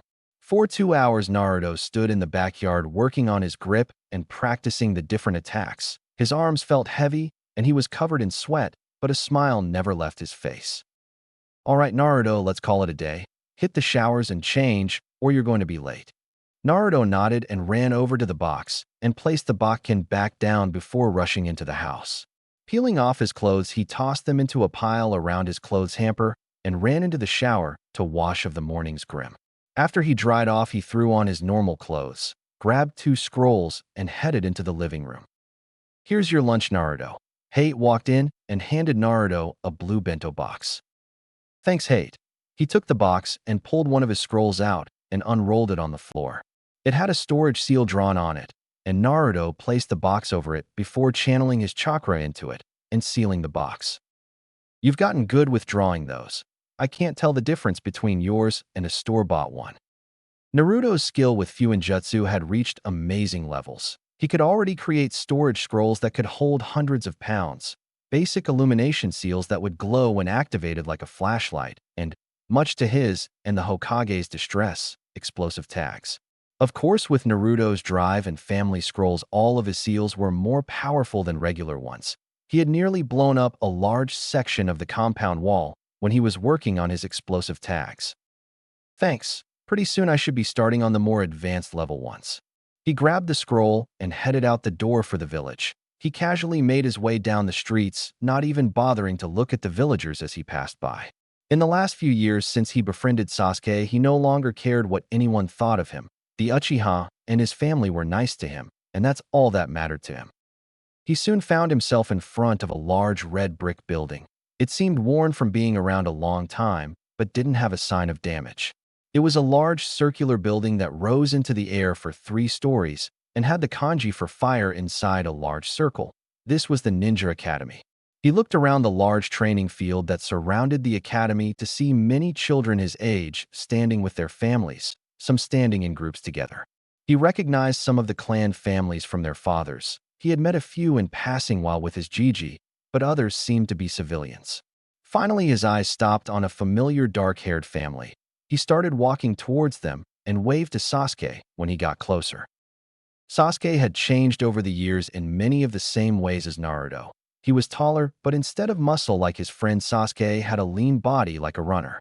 His clothing had changed to a black short-sleeved shirt with a high collar and the Uchiha clan's crest on the back, a blue pair of shorts, and blue shinobi sandals. "Hey Sasuke, Mikoto-san. How are you?" The 2 raven-haired Uchiha smiled at him, and Mikoto bent down and gave him a hug. "We are fine, Naruto-kun. How about you? Ready for your first day of school?" He nodded his head and smiled, receiving one in return. "I just hope they teach us something useful and not waste our time with boring stuff," Sasuke said while looking around the yard. Naruto walked over and slapped him on the back. "Don't worry about it. No matter what we learn, we get to train after school anyway." He grinned at his friend, and Sasuke huffed. He didn't like wasting his time with pointless things like school when he could be training. The only reason he didn't try and get out of it was that it let him hang out with Naruto more. "Well, you boys better get inside and find a seat." Mikoto gave them a gentle push towards the door and waved as the 2 disappeared into the building.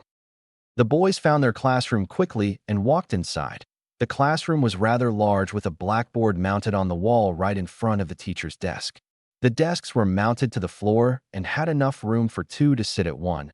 They were all set up in an auditorium-style seating, so every student could see the board and not have their vision blocked.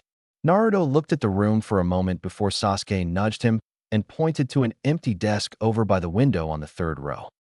After taking their seats, Sasuke zoned out looking through the window while Naruto looked around the room. He knew that many of the clans had children in his age group, so he decided to look for them. The first one he noticed was a girl with short blue hair, with 2 long strands falling down to her chin, framing her face. She was wearing a long-sleeved tan jacket, with white fur around the bottom and ends of the sleeves, and black pants that ended just past her knees. Naruto noticed her normally white eyes had a hint of purple in them, making them look lavender. That must be the Hyuga clan Heir. He watched as she quickly moved to a seat and sunk down into it as far as she could. She was soon joined by a boy wearing a large light-tan overcoat with a high collar, hiding most of his face. The only features Naruto could see were a pair of sunglasses and his dark brown bushy hair. He wasn't sure who the boy was, but the Hyuga girl turned to talk to him. He shrugged and started to look around again and heard some snoring behind him. He turned around and saw a dark-haired boy with his head down on the desk. His hair was pulled back into a ponytail that spiked out, and Naruto noticed the Nara clan symbol on his gray short-sleeved shirt. Next to him sat a large boy was snacking away on a bag of chips. His arms were entirely wrapped in bandages that went all the way up to the sleeves of his green overshirt. He had a cream-colored shirt on underneath, and Naruto could barely make out a clan symbol of some kind on it. He was wearing a white scarf that wrapped around his neck several times, but didn't cover his mouth. His cheeks had small spirals on them, and he wore a blue bandana like hate. The only difference was that he had a spike of brown hair coming out each side of his head. He's probably in a Kimichi, and the kid next to him a Nara. Gigi told me their families and the Yamanakas are all good friends. Suddenly the door was kicked open and a wild-looking boy walked in. He was wearing a gray over jacket with black fur around the edges and had the hood up. His right leg was wrapped on his thigh over his brown pants. His cheeks had a red fong painted on each, and his black eyes darted around the room. Naruto noticed a small white puppy on the boy's head. He wasn't sure what type it was, but it too looked at everyone around the room and began to sniff. When Naruto saw the dog, he knew the boy had to be an Inuzuka. He watched as the rest of the children started to file into the room and take their seats. None of them really stuck out as clan members, but he knew most shinobi were originally civilians. "Come on, Ino. I want to get a good seat." Naruto looked to see a pink-haired girl pulling a blonde girl into the room. The pinkette was dressed in a red cheapao dress with white circular designs on it and a pair of green shorts underneath. Naruto looked curiously at her bright pink hair. It wasn't a color he had seen before, and it went well with her green eyes. The blonde girl caught Naruto's attention more, though, dressed in a purple sleeveless top that stopped at her waist and a large collar that spilled onto her shoulders. Her arms were covered from her wrists to halfway up her bicep with white arm sleeves. Her stomach and legs were wrapped in bandages, and she wore a purple skirt over them. She had platinum blonde hair that she had in a ponytail that went down to her lower back and sky blue eyes. "Calm down, Sakura. I'm sure we'll find seats." The two girls moved across the room and sat in the desk at the bottom of his and Sasuke row. He noticed the blonde look around the room, and when her eyes fell on Sasuke and him, they went wide. She quickly pulled Sakura to her and whispered in her ear. The girl turned and blushed before turning back and whispering to Ino. Naruto cocked his head in confusion and was going to ask Sasuke what they were doing, but stopped when two men walked into the room. Both were dressed in the normal Konoha shinobi attire of matching dark blue pants and long-sleeve shirts with green flak jackets, signifying they were at least chunin in rank. One walked to stand in the middle of the room with a black book in his hand. He was average height and build. He has brown hair that was in a ponytail, dark brown eyes, and a scar that runs across the bridge of his nose. "All right, everyone, please quiet down." He held his hand up for silence, and after a moment, all the students stopped talking and focused on him. "Thank you. My name is Irika, but you can just call me Irika-sensei. I will be in charge of teaching you for the next 4 years. This is Mizuki, and he will be helping out with your physical training." The man moved forward and gave everyone a small nod. His build was similar to Irika's, and he had shoulder length, white hair that has a slight hint of blue to it, and green eyes. After he moved back, Irika opened up his book. "All right, I'm going to call roll. Please answer when I call your name." He began rattling off names alphabetically by last name. Naruto watched each child raise their hands as the names were called and made sure to catch all of the clan children's names. So Shino Aburame, Choji Akimichi, Hinata Hyuga, Kiba Inuzuka, and Shikamaru Nara. He looked down the row at Ino and Sakura. He didn't recognize Sakura's last name, so he assumed she was a civilian. Sasuke Uchiha. Naruto looked shocked when every girl turned and looked at Sasuke, blushing slightly. "Here," he answered in a cool, aloof manner, which made all the girls swoon and Naruto snort at his friend's obvious boredom. He watched Irika make a check motion and then paused for a moment before he shook his head and cleared his throat. "Naruto Uzumaki."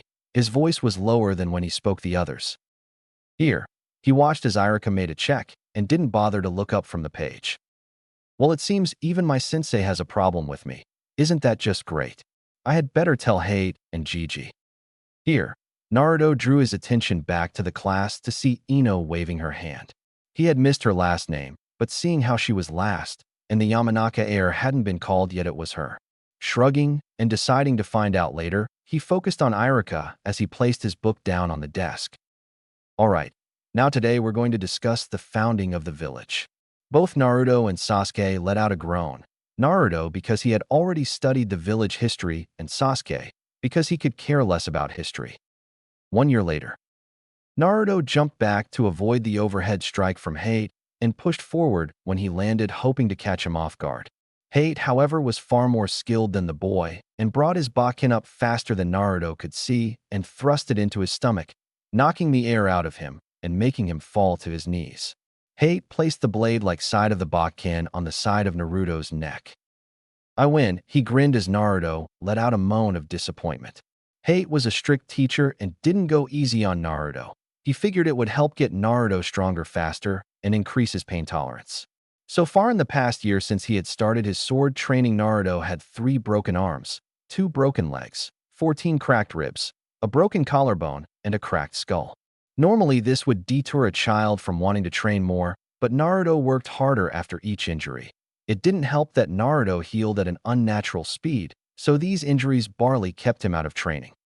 You know, one of these days, Hayate-sensei, it's going to be you on the ground looking up at me. He slowly rose to his feet and rubbed his stomach to ease the pain.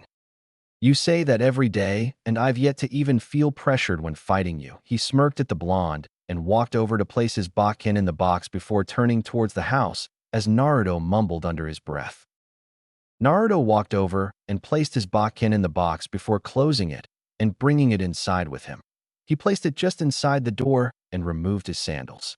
He walked past Heir, lying on the couch, and went into his library. It still felt odd for him to refer to it as his, but that's what it was. He walked and sat down at the desk and looked over the Fuinjutsu scroll he had pulled out earlier. His past year of study had gone better than he could have hoped for, and he had moved to a more advanced level.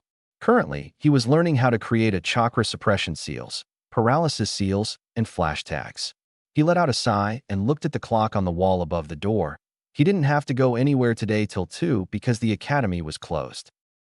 Over the past year, Naruto had been going to the class every day. He did all the assignments, read all the texts, and took notes, but when it came to the test, he would always fail somehow.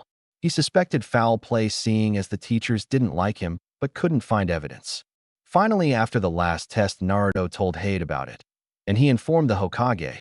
After an investigation, it turned out that Mizuki was placing Naruto in a Genjutsu secretly and making him see the wrong questions. He was fired, and Hiruzen had decided to review all of the teachers to be sure there was no other mistreatment was going on. What really made him mad was no one would answer his question of why Mizuki did it, or why the other teachers and civilians gave him such nasty looks.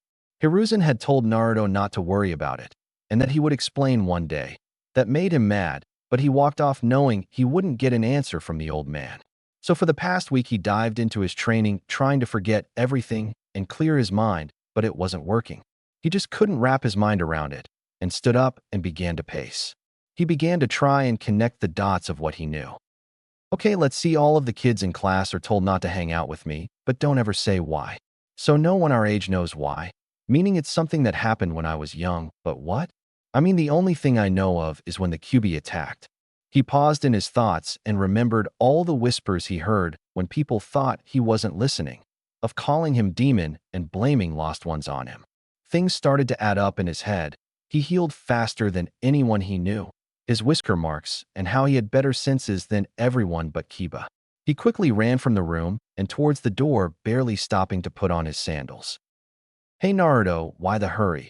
Heir sat up from the couch to see the blonde shaking as he put on his sandals. You okay, Naruto? The boy didn't turn to answer, his mind moving a mile a minute as he ran out the door towards the Hokage tower. Heir was worried about Naruto's actions, so he quickly put his sandals on and chased after the boy. Naruto ran as fast as he could, not even bothering to try and dodge people, just running right through them. He eventually got to the tower and rushed up the stairs and towards the Hokage office. The secretary saw him running and opened her mouth to speak,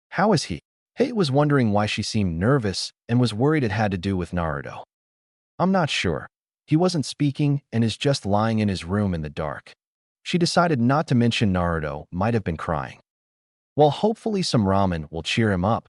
He smiled and took one of the containers with him as he started to head towards Naruto's room. He saw Naruto on the bed, his back still facing the door, and knocked on the door to let his presence be known. Hey Naruto, are you hungry? I am, and Tucci sent over some ramen for you. He popped open the container, knowing Naruto had a strong sense of smell, and waved the aroma towards him. Hate smiled when he saw Naruto stiffen and heard the boy sniffing the air. After a minute, he rolled over and stood up from the bed and quietly walked past the two, getting small smiles from both, and into the kitchen. Hate and Nico followed him and sat around the counter in the kitchen, watching Naruto slowly eat his meals. Both were worried about the blonde. It was odd to see him so sad and depressed. Hate let out a sigh, stood up from his seat, and walked around the counter towards Naruto. The boy was so lost in his own world that he didn't notice Hate walking towards him from behind. Nico watched in confusion as Hate stood behind Naruto and suddenly popped him in the head. Ow! What the hell? Naruto dropped his fork and grabbed his head in pain. Hate began to chuckle and Nico smiled under her mask. So you can speak, and here I thought you had gone mute. Hate chuckled as Naruto glared at him. Why did you hit me? His voice was full of anger and frustration. Because you need to let out your emotions and not bottle them up. We're here to help you, not sit around watching you mope like a baby. Hate crossed his arms and stared down at Naruto. Well, excuse me for learning I have a fucking demon in my gut today and being upset about it. He started to turn around when Hate grabbed his shoulder. And I'm sorry for that, but you need to vent these feelings and not hold them in. He lifted Naruto by his shirt and carried the blonde outside, kicking and struggling to break free. Let me go, Hate. Come on, this isn't funny. Despite his plea, Hate held strong and brought Naruto outside with him to the training area. Nico followed behind, both amused and worried about the tactic. Hate finally reached the training area and tossed Naruto down on the far end and stood in a relaxed stance facing the boy. Naruto was angry at how Hate had just manhandled him, so as soon as he landed, he quickly rose up and faced Hate. He saw how relaxed the shinobi was and charged at him full speed. When he got in range, he quickly started to throw a combination of punches trying to hit the man, but Hate easily dodged the assault. For several minutes, Naruto kept his assault going, throwing strike after strike, just trying to hit him at all. Nico watched from the sidelines and shook her head at the scene. Eventually, Naruto dropped to his knees, sweaty and gasping for breath, as Hate walked over to him and kneeled down. Feeling better? Naruto nodded and fell back, so he was staring up into the sky. Sorry. Hate chuckled as he stood up and walked towards the house. It's all right. Just get back to your normal self soon, kid. Nico walked over and squatted down next to the boy. You okay, Naruto-kun? Yes, Nico-ne-chan. I was just upset about learning everything so fast. I just had to clear my head. He sat up and gave her a kind smile. She reached over and gave the boy a hug before she got up and turned towards the house. Well, good. I need to go back to work, but I'll see you later, okay? After receiving a nod, she disappeared in a swirl of leaves. Naruto took a breath and let out a sigh. He stood up and brushed off all of the dirt on his clothes before walking back into the house and looking up at the clock. He had told Sasuke he would come over at 2, and it was a few minutes till, so he grabbed his sandals and headed towards the Uchiha compound. He soon got to the compound and waved at the 2 gate guards, getting a nod in return, before making his way to the main house. He always enjoyed going to the Uchiha compound because no many of the clan members looked at him harshly. While everyone wasn't friendly, they didn't give him the glares the villagers did. He shrugged it off and made his way up the walkway to Sasuke's house and knocked on the door. Soon it opened to reveal Makoto. Hello, Naruto-kun. Here to see Sasuke. She smiled sweetly at him as he nodded his head, and she moved out of the doorway. While he's in the back working with Itachi, go on out. Naruto gave her a smile and made his way through the house and out the back door towards the training area in the back. The Uchiha training area was different from his own. Whereas was a large open area surrounded by trees, there's had a large lake on one side and wasn't as clear. Naruto and Sasuke liked to take turns training together in the different fields so they could get used to different environments. As he got closer, he heard the thumps of kunai sinking into wood and came upon the scene of Sasuke and his brother practicing throwing kunai. Itachi noticed Naruto and waved slightly. He was a young man with onyx eyes and jet black hair that was pulled back with a red band in a low ponytail which extended to his shoulder blades. His clothes consisted of a black shirt with the Uchiha clan symbol on the back with bandages around his ankles and black sandals. He also wore tan pants with a weapons pouch strapped to his back. Naruto knew that he was an ANBU member, but just as he didn't know Nico's real name, he had no idea what mask Itachi wore. Itachi was always kind to Naruto and was happy that his brother had finally found a friend. Ever since Naruto and Sasuke had become friends, Itachi had made more of an effort to help the two with their training. As Naruto got closer, Sasuke became aware of his presence and waved to the blonde. "Hey, thought you had forgotten." He grinned when Naruto rolled his eyes. "I forget to come over one time, and you keep bringing it up, geez." The two chuckled as Naruto stopped next to Sasuke and looked over at the targets. The targets were not the normal circular targets, but ones shaped like the human body, standing straight up with arms down at the side. The two had been able to hit the bullseye on normal targets for a while now, and Itachi had decided to teach them to hit vital areas on a person. "It keeps you humble." Naruto rolled his eyes again and looked to the training field.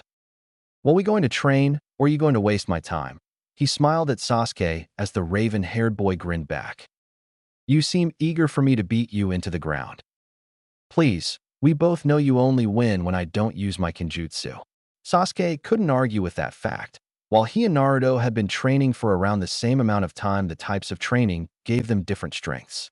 Naruto was the stronger than Sasuke, but lacked a real taijutsu style, so Sasuke usually dominated the battles.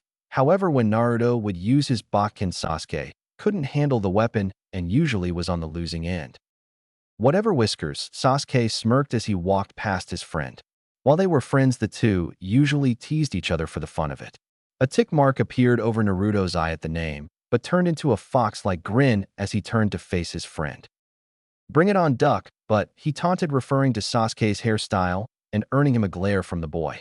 With a growl, he launched himself at his blonde friend, and the two began to wrestle around on the ground, earning a small smile from Itachi as he watched the boy's antics. Equals equals equals equals equals equals equals equals equals equals equals equals equals equals equals equals Hokage office equals equals equals equals equals equals equals equals equals equals equals equals equals equals equals equals equals equals equals. Hiruzen puffed on his pipe as he looked at the three figures in front of him. He had called Danzo, Koharu, and Hamura to his office not long after Naruto had left to speak with them. "I have called you three to let you know Naruto has learned about his tenet." He noted that all three, including Danzo to his surprise, raised an eyebrow and looked slightly shocked. Koharu was the first to recover and gain her composure. "How did this happen? I thought we agreed you would tell him when we thought he was ready." Her words and expression showed that she thought Hiruzen had somehow informed the boy because of their relationship. "We did, but it seems we did not account for the boy's intelligence." After the Mizuki incident, he grew more suspicious and figured everything out on his own. Koharu looked surprised again, but Danzo and Hamura kept a straight face. "What was the boy's reaction?" Danzo asked while trying to keep from seeming too interested. "To be blunt, he is upset with people's reactions. While I don't believe we need to fear him running around killing villagers or fleeing Konoha, I think it will take a lot before the civilians and he get along." The elders didn't look happy about the end comment, but Danzo nodded with the statement. "Understandable. What of the beast itself?" He made no comment of it. "I will give him time to adjust to the information and have Hate watching over him to see if there is any change in his behavior." The three elders nodded.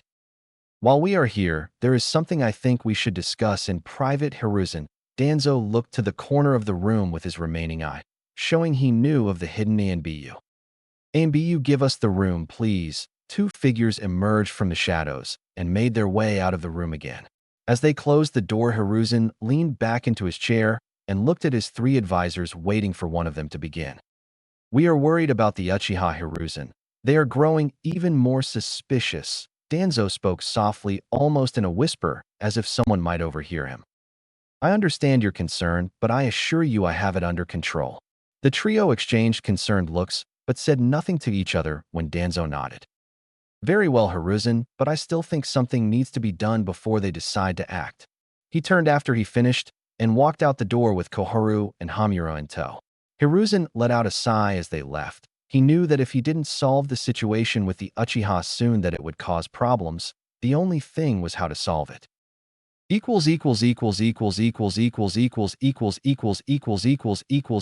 Underneath Konoha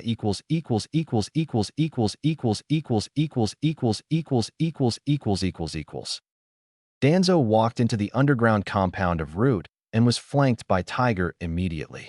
He was in thought on how to handle the situation with the Uchiha. He knew the clan was becoming a threat to Konoha, but the Sharingan was too useful to lose. He made it to his office and sat back in his seat looking up at Tiger, having finally when he made a decision. Get me Itachi, Tiger nodded and left the office quickly. After a few seconds, he snapped his fingers and a blank masked Root member appeared in the room. Hi Danzo-sama. Have 2 retrieval teams ready for an operation. I will explain more in detail later. The agent nodded and was gone as soon as he appeared. Danzo leaned back and drummed his fingers on his desk as he finalized his thoughts, a grin spreading across his face as he did.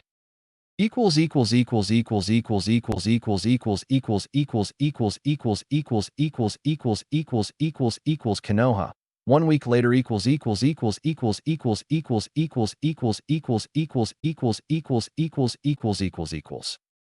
Naruto stood amongst the other shinobi of the village at Konoha's graveyard in his black outfit. Everyone was wearing the same thing too. To his side were all of the clan heads and some of their children. Naruto guessed they were all here because Sasuke was in their class, seeing as he didn't really hang out with any of them. He looked over at his friend, standing next to the Hokage and the village elders. The very same day Naruto had learned of his tenant Sasuke's entire family had been killed. Not only that, but apparently the killer was Sasuke's own brother Itachi. Itachi had been watching them train in the field when suddenly he said he had to take care of something. Not thinking anything of it, Naruto and Sasuke continued on. After a couple of hours, Itachi came back holding a bag of clothes. He told them that Sasuke's parents were going out to a dinner and they wanted Sasuke to stay at Naruto's since they did not know when they would get home. Itachi offered to take them to eat dinner before he dropped them off. Of course, the boys thought nothing of it and simply went along with the offer. The next morning, Hiruzen and a team of ANBU showed up to Naruto's house and informed them of what had happened. Sasuke immediately ran towards his house, not believing any of it, and that was the last time Naruto saw him before today. The ceremony was very nice in Naruto's opinion, and he stood to the side afterwards waiting for all of the civilians to finish talking, or sucking up in his opinion, to Sasuke. Soon the only people left in the cemetery were Naruto, Sasuke, Hate, and Hiruzen, so Naruto walked over and stood next to Sasuke as he looked at his parents' headstones. Neither of them said a word. They just stood there looking at the graves. Why did he do this, Naruto? Sasuke's voice was quiet and sounded as if he was on the verge of tears. I don't know. Why me? He sent me away with you. He had to have planned that, but why? Naruto watched as Sasuke clenched his fists in anger and began to shake. He put his hand on his friend's shoulder. I don't know, Sasuke, but I promise you we will find out. Sasuke turned and looked at Naruto. What surprised the blonde was that his normal black eyes were gone. Now he was staring into red eyes with a black iris and small broken black ring around it and a single tome on it. Sharingan, Naruto whispered as he stared wide-eyed at his friend.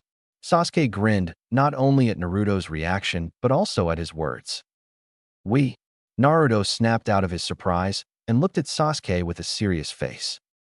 I owe it to your parents to help you, Sasuke nodded and turned back to the graves. He and Naruto stood there until the sun started to set over the Hokage monument. Two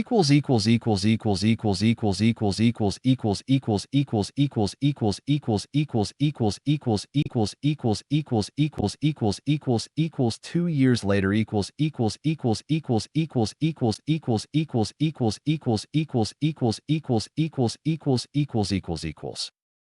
Naruto walked towards the academy whistling as he passed by the villagers, completely ignoring the small glares and looks from them, and mental, making a note of who they were.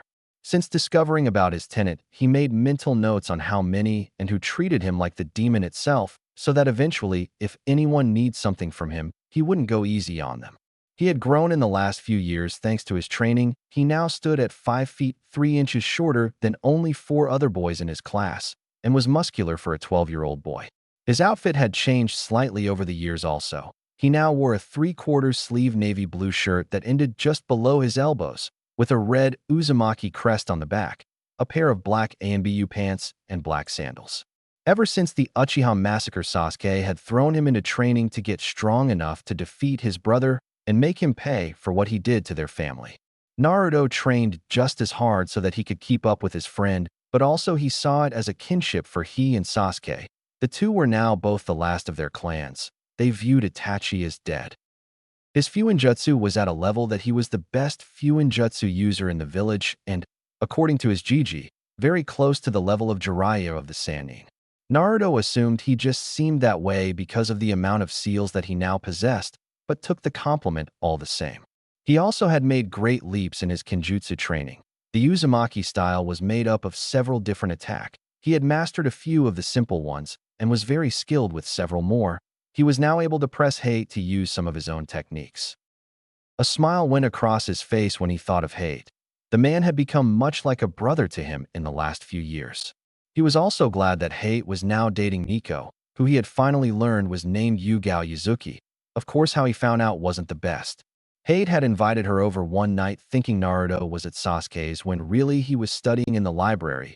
The two started getting intimate almost as soon as she walked in the door, and when Naruto walked out to get something to drink, he paused and saw the two naked on the living room couch.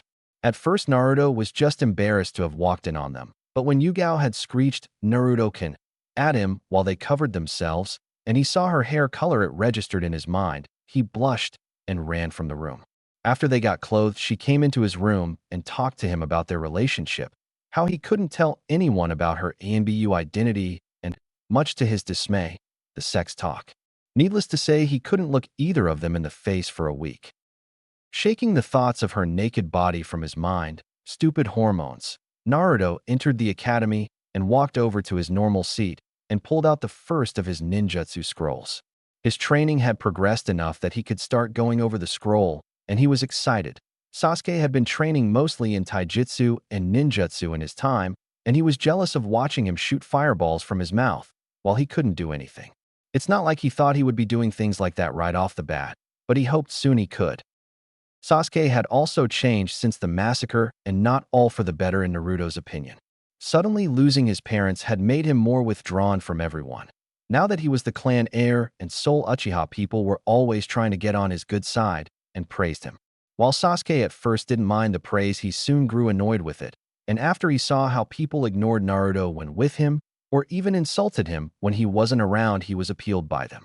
Naruto had decided to tell Sasuke about the Kyuubi after learning about that. Sasuke took it better than Naruto thought, and after a small explanation about sealing and answering some questions, he never brought it up again. That had lifted a weight off of Naruto and only made them closer. Sasuke also grew annoyed with all of the fangirls. Before, most of the girls thought he was attractive and liked him, but now parents were pushing their girls to date him so they could gain influence and power from his name. Naruto found this absolutely hilarious and made it his life goal to increase the misfortune of his friend anyway. He could like telling girls what he liked, even if it was a lie, or give out locations he was going to be in.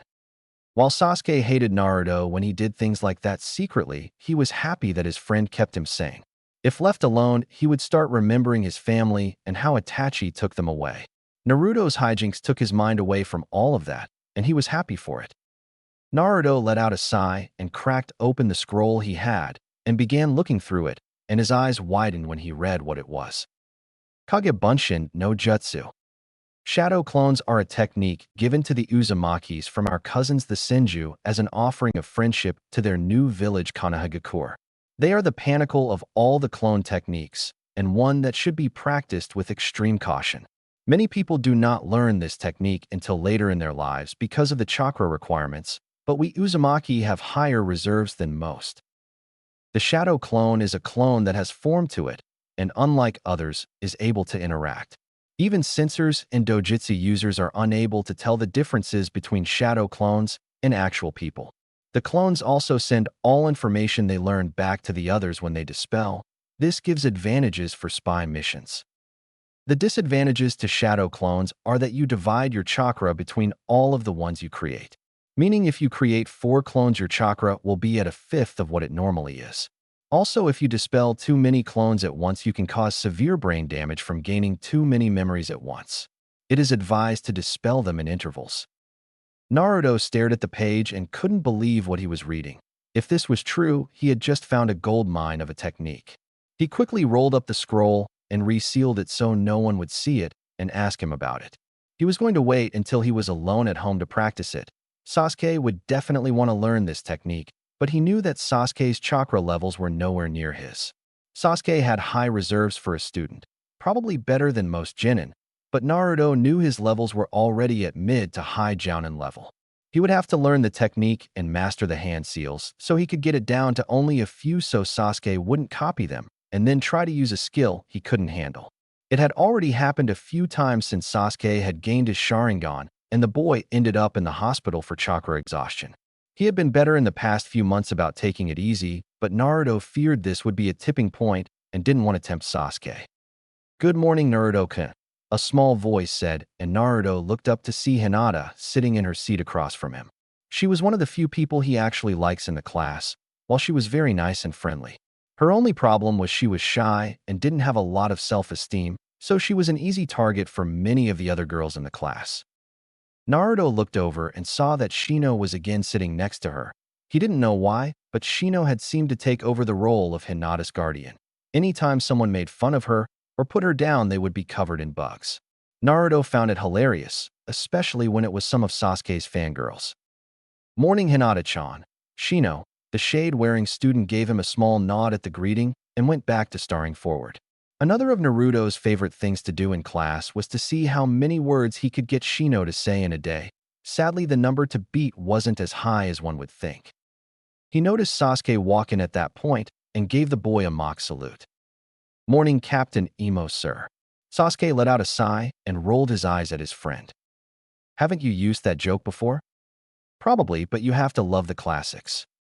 Sasuke rolled his eyes again and sat down next to Naruto in his normal seat and began looking out the window. Naruto shrugged at the sudden loss of conversation and decided to observe those around the room until class started. A few minutes before class, he perked up as a noise came from the hallway. It was quiet at first, but soon voices and words could be heard, and the door burst open as Sakura and Ino burst into the room. "I win, Ino pig," Sakura stated with triumph as she tried to catch her breath. "In your dream, forehead." Ino tried to act just as victories, but both were out of breath and struggled to stay upright. Both soon turned their attention to the far end of the room and let out a groan. The girls were 2 of Sasuke's biggest fangirls, and every day they attempted to race to the school and get the spot next to their idol, but every day they were beat by Naruto. At first they had tried to bull Naruto into giving up the seat, but when Sakura attempted to hit him, Sasuke grabbed her arm and said that if anyone messed with Naruto, they were messing with him too. That comment brought about a small change in the girls of the class. Where they were at first mean to Naruto, now they were all sucking up to him to get info and closer to Sasuke. Naruto had dubbed the girls the Twin Terrors because even though they weren't friends, they worked together to keep the other woman at bay. Naruto looked over at Sasuke to see him roll his eyes at the girls, and an evil grin spread across his face, and he leaned forward to Sasuke. "Wonder what would happen if they knew you were eligible for the CRA." Naruto chuckled as he watched the color drain from Sasuke's face and turned to Naruto. Why you wouldn't dare?" If Sasuke feared one thing, it was his fangirls' leaning of the Clan Restoration Act. As of now, they all tried to tear each other apart, so they would be the only one to get him, but if they knew he could have multiple wives, they might band together and make his life hell. He and Naruto had recently been told about it by the clan elders. While they didn't have to worry about it until they became Genin, the elders thought it a good idea. They knew in advance. Naruto burst out laughing at Sasuke's reaction and almost fell to the ground, but stopped when Iruka walked in the door. "All right, quiet down everyone. Sakura, Ino, get to your seats." The girls nodded and rushed to the desk behind Naruto and Sasuke. "All right, everyone. Seeing as this is your last year, we're going to start with learning the Bunshin no Jutsu. It along with the Hinge and Kawarimi are important for all Genin to learn. While everyone else was excited, Naruto had a small grin on his face. He would leave the easy one to his classmates while he learned the shadow clone. Uzumaki compound equals equals equals equals equals equals equals equals equals equals equals equals equals equals equals equals. Naruto stood in his backyard facing his opponent. His new katana hung on his left hip. The sheath was all black with a flat finish so it would not shine in the light. If one inspected it closely, they would see seals carved into the wood. He had looked up seals in his library that would make the sheath more durable and keep it protected against the elements. The guard was a dark gray that was made to look like the Uzumaki crest, with a handle wrapped in a dark red cloth. Across from him stood a shadow clone of Heir. In the last year, Heir had decided Naruto needed to prepare for the shinobi life, so he always used a clone so Naruto could go all out and not fear using killing blows. The real Heir stood on the side leaning against a tree, watching the two stare each other down. A small smile graced his face as he thought of the past year's training. Naruto had shown a great deal of skill in Kenjutsu, and with his family style, even he admitted that he didn't have as much skill at Naruto's age as the blonde. He pushed off the tree and walked between Naruto and his clone. "You ready, Naruto?" He looked over to the blonde and watched as he drew his blade from the sheath and nodded at Heir. He held the blade to his side and crouched down, putting his right foot forward. Heir turned to his clone and received a nod as it drew its own katana and stood at the ready for Naruto's assault. Heir held up one of his arms. "Hajime." Heir brought his arm down and jumped back as his clone speed towards Naruto. Its eyes widened as it watched Naruto start to fall forward. It remembered this technique and quickly put its sword down and horizontal to its body. Purple lightning flash. Naruto speed forward with a speed Heir would judge typical for a low-level chunin. His body was barely above the ground as he raced towards the clone, swinging his katana and slashing upwards towards the clone's torso. He cursed silently when his blade connected with the clone's and quickly leapt to the side to avoid the counterattack. Naruto took a defensive stance and thought out his next move. The clone moved in and started going through a series of easy attacks to keep Naruto from thinking. Heir watched Naruto from the side to get a better judge of Naruto's increase in skill in the last year. While they had dueled together, Heir had left Naruto on his own to perfect his skills. The two continued to dance around the training ground for several minutes, trading blows and dodging attacks. Naruto seemed to hold his own, but was having trouble getting the edge on the clone. Naruto grit his teeth. Even though it was a clone, it was still a mid to high-level chunin. He decided to try one of his new moves, even though he had yet to perfect it. He jumped back to make room between him and the clone and raised his katana above his head and dashed at the clone, bringing his blade down. Heir raised his eyebrow at the move, but waited. He knew it wasn't that simple. The clone brought up his blade to block the blow and was prepared to counter. Imperial Wrath. Quicker than the clone or Heir could notice, Naruto switched the positions of his hands and changed the katana's trajectory, letting it slip right past the clone's blade. He slowly sheathed his katana as the clone disappeared in a poof of smoke and the katana fell to the ground. Naruto heard clapping and turned to see Heir walking towards him with a smile on his face. "Well done, Naruto. I must say I'm very impressed with that last attack." He reached down and collected his blade. "I'm curious as to how you broke through the guard." "But that would be telling, Sensei." Naruto gave him a sly grin and started towards the house, chuckling as he heard Heir mumbling about stubborn students. The two made their way into the house, and Naruto immediately got into the shower to clean up before he needed to head to the academy. Today was the day of the final exam, and he was more than ready to get it over with. The last year had been the most boring of all of them. Every day in class was spent going over all of the previous years and physical education to ensure they were all physically fit for duty if they graduated. He chuckled to himself as he stepped into the shower. He didn't understand how that the girls in his class were going to become shinobi. Throughout the year, their infatuation with Sasuke had grown, and all of them spent their time dieting and trying to look their best for him. He was amazed that any of them had the physical capabilities to actually graduate from the academy. He shook his head as he turned the shower off and began to dry off. It wasn't his job to worry about them. He walked into his room and pulled on his clothes before heading into the kitchen for a quick breakfast. He walked in to see Heir already eating and Yugao walking about preparing food. "Morning, Yugao Nichin." He smiled and gave her a small wave as he sat down. "Good morning, Naruto-kun."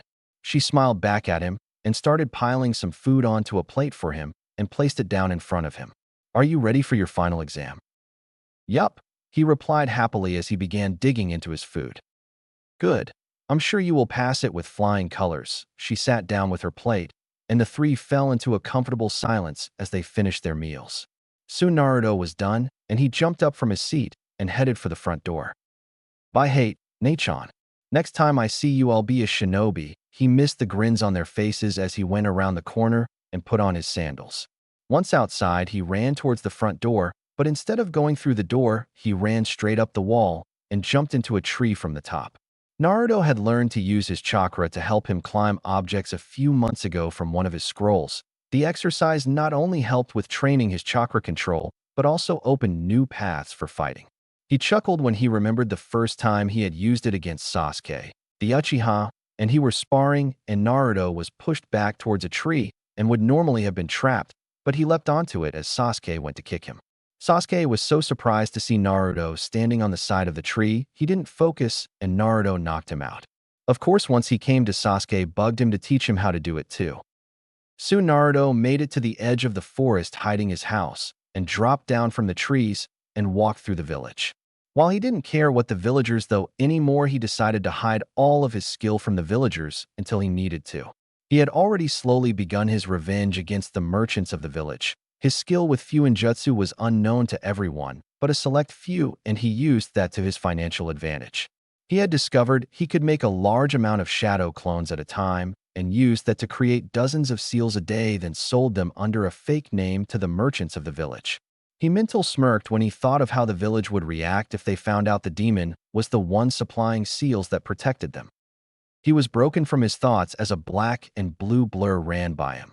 Blinking, he noticed the back of the figure and saw the Uchiha symbol. "Sasuke," he said, confused as he watched his friend run down the street away from the academy. Soon he heard squeals and turned to see a large dust cloud coming towards him. "Sasuke Kun," he heard from multiple voices and realized Sasuke was running from his fan club again. As they ran past him, Naruto noticed that Ino and Sakura were at the head of the pack and shook his head at his classmates. When will any of them learn? He sighed and headed back up the way they all came to get to class. He knew Sasuke was leading them in a circle and would be back just in time for the start of class. He had the routine down to a science after running from them for so long. Shaking his head with a sigh, Naruto, he walked through the academy doors and down the hall to his classroom. When he entered, he noticed more people than usual and figured everyone was excited about the final exam and wanted to make sure they were on time. "Hey, Naruto." The blonde looked up and saw Kiba waving at him from his seat. "Ready to become shinobi?" "Of course, I've been studying all year for this." Unlike some people, Naruto smirked at the last part, and Kiba let out a growl. "What's studying got to do with being a shinobi anyway? A book's not going to do much good when someone is throwing kunai at me." Kiba sneered as he looked away from Naruto, slightly embarrassed by his low academic grade. Naruto chuckled and walked up to his normal seat and leaned back in the chair as he waited for Irika. Soon the door opened and Sasuke walked into the room, sweaty and slightly out of breath. The rest of the boys all smirked at him, knowing full well what happened to him as he walked up to his seat next to Naruto. "How was your morning jog?" He chuckled as Sasuke glared at him, then stared out at the window. Moments after he walked in, Sasuke's fan club came in the room. Surprisingly, they didn't look as tired as Sasuke. Naruto figured they all stopped after a while to clean up to look good for their crush. The girls all filed in and took their normal seats as they gave Sasuke looks of lust, but were broken from their thoughts as Irika walked into the class. "Good morning, class," he said as he placed a large stack of papers on his desk and turned to face them. "Good morning, Irika-sensei. Now that I'm sure you are all excited, so I will skip any long speeches and get to the test." He watched as many of the students wiggled nervously in their seats before he continued. "The exam is made up of 3 parts, a written exam, physical test, and finally a ninjutsu test. Are there any questions?" Looking around the room, he didn't see anyone rise. "Very well, Please remove everything from your desks. He picked up the papers as the students cleared their desks and began passing them out to each desk, being careful to make sure none of the student had any hidden cheat sheets. After all of the students had an exam, he returned to his desk and sat behind it, keeping his eyes moving to ensure that no one was cheating. The test was well put together in Naruto's opinion. I went over information they had learned from the first day of the academy to current things they learned just last week. Naruto had an easy enough time with the questions, and after around 30 minutes, he finished the exam, only losing to Shino, Shikamaru, and Sakura. He flipped his test over and tried not to look around the room at who was left. While he knew Irika was friendlier to him after the Mizuki incident, he didn't want to risk failing for cheating. He didn't have to wait much longer before the final student, Kiba, turned their test over. Okay, everyone seems to be done, so will you all please go out and begin stretching for the physical part of the exam while I collect your tests. The students all nodded and made their way out of the class in a small mod. Naruto and Sasuke stayed seated for a minute before getting up and following behind everyone. So what was your opinion of the test? Asked the blonde in a small voice, so not to be overheard. Not too hard. I'll admit some of the questions got me, Sasuke said with a slight scowl. He didn't like to sound weak at something. I'm guessing the history questions. You always zoned out during those lessons, his friend said with a small chuckle, getting a small shove from the Uchiha. Like you always paid attention. Naruto turned his head and scratched the back of his head. Sasuke chuckled lightly as they made their way outside and walked slightly away from the group to begin stretching. Sasuke could feel the eyes of all the females in class on him as he began to stretch out his muscles. He rolled his eyes as he thought about them and wished they would leave him alone and take being a shinobi seriously. He wouldn't say it out loud, but he found many of the girls attractive, but their attitudes and actions kept him from wanting to do anything with them. Like many of the villagers, they were interested in his name and didn't bother to learn anything about him. Soon Irika came outside with a clipboard and called for everyone to gather around him. Your physical exam will be 2 parts. First, I will test your accuracy, then each of you will face off with me in a taijutsu match. You do not have to win, just show me what you can do. Any questions? He again received no questions, but he noticed some of the students looked worried and were whispering to each other. All right, everyone head over to the target area. He headed the class to one side of the field where targets were located, and a few tables were set up holding kunai and shuriken were laying out. 5 targets were set up across the field a few feet apart from each other, and a white chalk line had been drawn across from them. One at a time picks up 5 kunai and 5 shuriken, then stand behind the white line. You will throw your kunai first. Retrieve them after everyone has thrown, then repeat with the shuriken. Everyone nodded and 5 students moved to the table to pick up the equipment before moving the line. Group after group until everyone was done. Naruto and Sasuke were the only 2 able to hit the center with all 5 kunai and shuriken. After the final group, Irika collected the weapons and placed them back on the table before moving the class to a circular ring drawn in chalk on the ground. Irika put down his clipboard and walked into the center of the ring. All right, one at a time step into the ring and we will face off. He reached into his pocket and pulled out a stopwatch, then looked at all of the students before tossing it to Shikamaru. Shikamaru, please call time when it reaches 3 minutes. Troublesome. Yes, sensei. The lazy boy let out a sigh as he stood next to the ring. Irika started to call in the students alphabetically by their last names. Naruto studied his fellow students. Most of them had a decent understanding of the academy taijutsu style. The clan children showed better skill with their taijutsu, but Naruto expected that much, seeing as they had people to teach them outside of class. Sasuke even pressed Irika to use more of his skill than against the other students, and even managed to score a solid hit on Irika's chin, getting cheers from all of the girls about how amazing he was. Naruto walked into the ring as Sasuke walked out, giving Naruto a beat that look as they crossed paths. Naruto smirked at his friend's attitude, knowing full well that he wouldn't do better than him, seeing as he focused more on Kenjutsu than taijutsu. Once Irika was ready and called out to begin, Naruto dashed forward and sent out a series of punches and kicks. Much like against Sasuke, Irika was impressed with the boy's skill, which he rated higher than the other student. Irika kept on the defensive like with the others, but found that Naruto was stronger than the others and decided to put some space between them to get some rest for a second. He blocked another punch to his ribs and pushed Naruto as he jumped back to gain some space, but was surprised when Naruto suddenly leapt at him. Going of pure instinct, he grabbed Naruto's collar and fell backwards, putting his foot into Naruto's stomach and flipping him out of the ring as Iruka landed on the ground. Naruto was supposed by the action and hit the ground with a thud and let out a small groan as he started to stand. "Hold on, Naruto." Iruka had stood up and moved to help Naruto up. "Sorry, I wasn't supposed to go on the offensive like that, but you caught me by surprise." He chuckled as he pulled Naruto up onto his feet. "It's alright, sensei. Hate says I'm unpredictable sometimes." He dusted himself off as he spoke. Iruka smiled and patted his back. "Okay, well that's enough for you, good job." Naruto smiled and walked back towards the group, and he noticed Sasuke smirking at him and shaking his head. The blonde stood next to his friend as Ino walked into the ring for her turn. "You really are unpredictable sometimes. Just what were you going to do if you tackled Iruka?" Sasuke said with a small amount of humor in his voice. Naruto just shrugged, not really having a plan, and was just going to go with the flow of things. He watched as Ino attempted to fight their teacher. Like many of the girls, she didn't seem that good, and Naruto shook his head. "Time, sensei." Shikamaru held up the stopwatch as he spoke. Iruka and Ino stopped their fighting, the latter breathing heavily and sweating, and made their way towards the group. "Thank you, Shikamaru." He took the watch from the boy and looked to the class. "Let's head back into the classroom, everyone, and we will begin the ninjutsu portion of our exam." The students all looked excited as they made their way back into the classroom and took their seats. Iruka walked up to his desk and placed the stopwatch down. "Okay, class, I will have you come into the next room one by one and ask you to perform the henge, substitution, and clone jutsus we have gone over.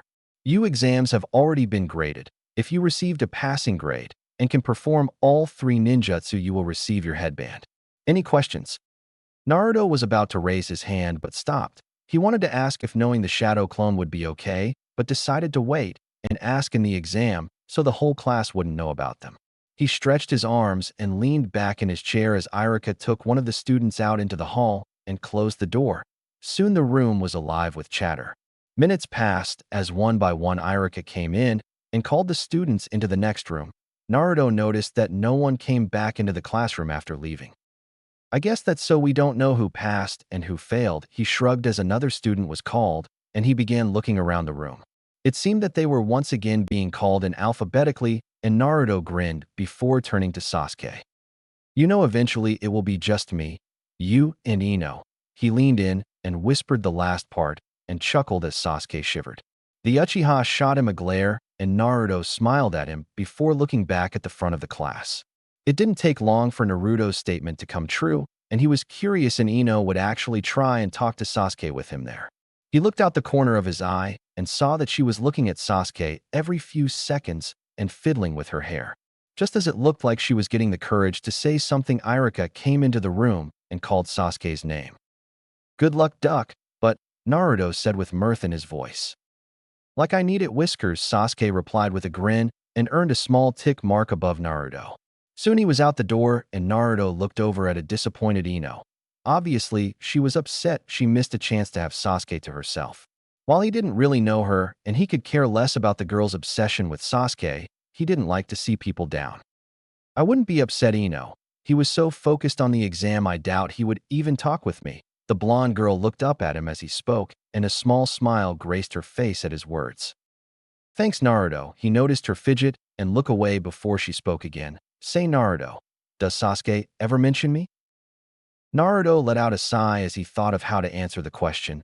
He didn't want to be totally honest and hurt her feeling, especially before the exam. "To be honest, we don't talk a lot, Ino.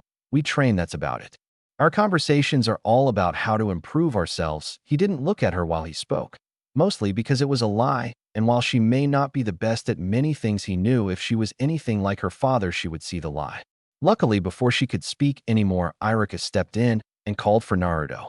He hopped up from his seat and walked out into the hall with Iruka.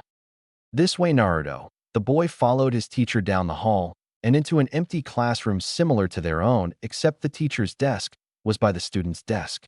Iruka walked over and sat behind it, then looked up at Naruto. "All right, Naruto, please show me the henge jutsu." Naruto nodded and quickly transformed into the third Hokage. Iruka looked over Naruto for a second, and before nodding, "Very good, Naruto. Now drop it and preform the substitution when I throw this rubber kunai at you." He held up a black rubber kunai for Naruto to see. Naruto nodded and dropped the illusion. He looked around quickly to pick his target. Iruka waited a second and then threw the kunai at Naruto. When it hit, Naruto poofed into smoke, and when it cleared, it revealed a chair. Iruka turned around and saw Naruto waving at him from one of the desks. "Well done. Now please put the chair back and come do the clone jutsu." Naruto smirked and substituted himself with the chair again, earning a small smile from Iruka. "You need to create 3 clones to pass Naruto." Sensei, do they have to be regular clone?" Iruka raised an eyebrow at the boy and looked somewhat confused. He found it hard to believe a student could do a higher-level clone technique. "You know a different one?" Naruto decided actions were better than words and put his hands in the ram seal sign. Kage Bunshin no Jutsu. 3 copies of Naruto appeared in the room, and all smiled and waved at Iruka, who looked at them with wide eyes. A student was able to use the most powerful clone technique there was. Even he was not able to make shadow clones. He looked on in shock as the clones disappeared, and Naruto waited for him to start speaking. Sensei, do I pass or not?" Iruka shook his head to snap out of his confused state and pulled a headband from the desk drawer, then tossed it to Naruto. "You passed, Naruto, congratulations." He smiled as Naruto caught the headband with a huge grin on his face. Faster than he could see, the boy shot out of the room with a loud yell of victory. Iruka chuckled as he got up to retrieve Ino and finish out the day.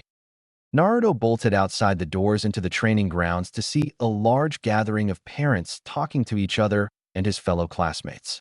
Some of the parents gave Naruto nasty looks, but he shrugged it off and started to head towards his home to tell Heir and Yugao the good news. Hokage office equals equals equals equals equals equals equals equals equals equals equals equals equals equals equals equals equals equals. Hiruzen sat behind his desk looking over the list of passing students from this year's graduating class. Iruka had dropped it off to him earlier that day and gave him a brief overview of the students' skills. He was not happy to hear the reports of the females' attitudes in class, but he couldn't do anything about it. That task fell to their senseis. He was happy to read about Naruto's good grades, and based on the scores, he saw that he just barely lost to Sasuke Uchiha for top male of the class. He chuckled when he thought of Naruto trying to tackle Iruka and thought of Kushina. They were far more alike than Naruto realized. Hiruzen reached across his desk and picked up another sheet of paper that had all of the different teams and senseis written on it. He had placed all of them teams and was happy with them, but he knew there might be some problems. He looked up at the clock and stood when he realized it was almost time for his meeting. Quickly exiting the office, he made his way into the council room and looked over to see all of the clan heads except for Tsum Inuzuka sitting and talking amongst themselves. "Good afternoon, gentlemen," he said as he sat behind his desk. "Hokage-sama." The heads all bowed slightly as they returned the greeting. The door opened, and Tsum walked in and quickly took her seat. "I apologize for being late." "Not to worry, Tsum-san, I also just arrived." Hiruzen saw relief go across her face as he finished before he began again. "As you all know, earlier today the academy had their final exam, and I am pleased that all of your children have passed." Many of the parents smiled. "However, after reviewing the final scores and talking to Iruka, I have made some changes to the teams." "But Hokage-sama, we all agreed that with so many future clan heads they would be grouped together." Chose Akimichi looked around at his fellow clan heads who nodded in return. "And I have, Chose-san." This calmed the leaders down, but they still looked puzzled. "I have always allowed you clan leaders to have a say in where your children are placed, but there are some things I cannot go against. Unfortunately, Kiba Inuzuka and Hiroshi Makoto have the lowest scores in the class, Kiba having low academic and Hiroshi having low physical. I decided that Kiba will be placed on the team with the top male and female of the class because Sasuke Uchiha was the top male." Tsum let out an annoyed groan as she heard her son was the dead last in the class. She wasn't too angry though, as she herself wasn't the best student in her academy days. "So with this change, what will happen to the other teams, Hokage-sama?" Inoichi was wondering who exactly would be on his daughter's team. "I have made a small change in the 3 teams to counter this shift," and feel it will work well. Choji Akimichi will take Kiba's place on Team 8. While he does not have any tracking skills, his family techniques will give the team a stronger edge. Choza frowned when he heard this and was going to protest, but Hiruzen continued. With Choji on the team, they will have a member able to capture their targets after they track them down. That, and combined with young Shino's bugs, they could hold and drain a target. Choza stopped and thought about what the Hokage said. It was true that the combined skills of his family techniques and the Aburame bugs would be useful. Still, he wanted Choji to be with Shikamaru and Ino because of their family connections. I understand it is not what you want, Choza-san, but I cannot bend tradition just to make a few people happy. Hiruzen spoke with a firm voice to make sure everyone knew these changes were happening, and he simply was being polite to let them be aware of it. I assume that Naruto Uzumaki will be placed with my son and Ino than Hokage-sama. Shikaku had his eyes closed as he spoke, already piecing everything together. Yes, his sealing abilities will help in the capturing of targets, and he is able to make shadow clones, so he could easily have one or two watching Ino in battle if she uses her family techniques. How is he able to use shadow clones? That's a forbidden technique. Sum looked shocked at the news and noticed everyone else had similar surprised looks. It was in his family scrolls, and Naruto has far more chakra than most of the shinobi in the village. The main reasons it is forbidden is the chakra requirement and the memory backlash, both of which were mentioned in the Uzumaki scroll. Naruto was fully aware of the dangers and avoided them. Hiruzen had to hide his mirth at the council's faces. They all regained their composure quickly, and Hiruzen stood. Now, if that is all, I need to finish selecting the best senseis for the teams. He noticed not all of them were happy with the changes he made, but couldn't find fault in the changes. He exited the room and heard the sound of talking amongst the clan leaders, but made his way back to his office. Once he entered, he sat behind his desk and started writing on pieces of paper, looking up occasionally at the list of teams. Soon he was finished and stacked all of the papers in a pile, but pulled 3 to the side. Crow and ANBU stepped from the shadows in the corner of his office and kneeled. Please take these to the Jonin office and have them distributed to the proper shinobi.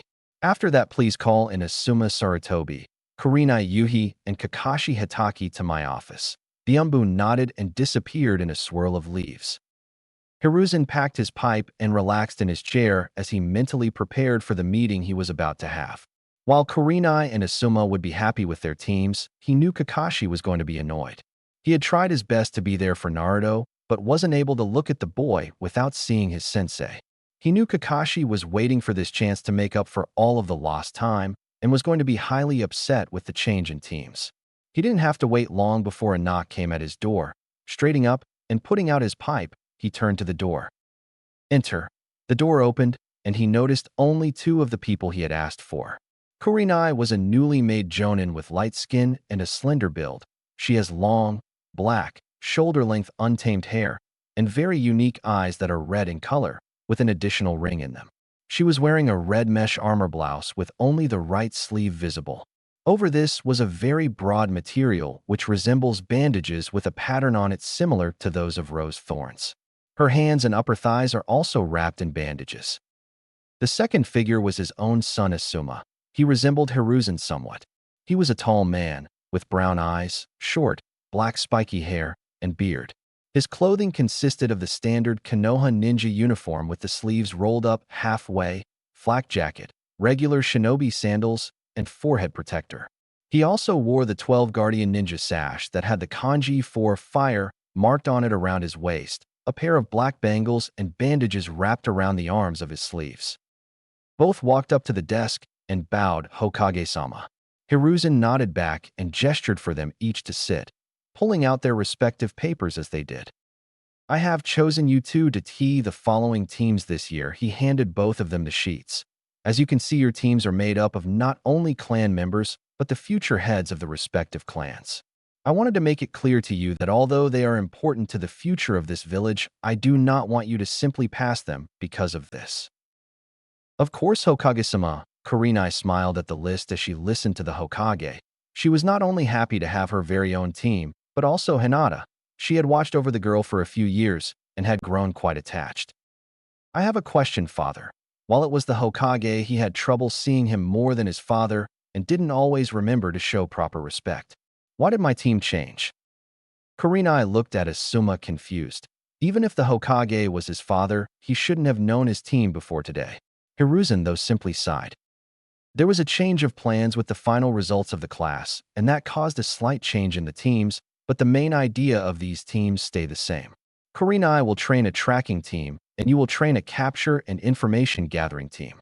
Asuma nodded. He was disappointed he wouldn't get the new generation of the Ino, Shika, Cho trio, but he had seen Naruto practice occasionally and was more than impressed. Excuse me, Hokage-sama, but how does Asuma know of the teams if you just made them today? Kurenai asked, somewhat curious and annoyed. Asuma requested to train the new generation of the Ino Shikacho trio, and I granted it. But as you can see, I have Choji Akimichi, and Asuma was given Naruto Uzumaki. May I ask what caused the change? Asuma asked curiously, and he watched as his father rubbed his chin in thought. I believe it will be fine for you to know. Kiba Inuzuka was tied for lowest grades in class. His grades in taijutsu were rather good, so I added him to a team of Sasuke Uchiha and Sakura Haruno, as they were the year's best students.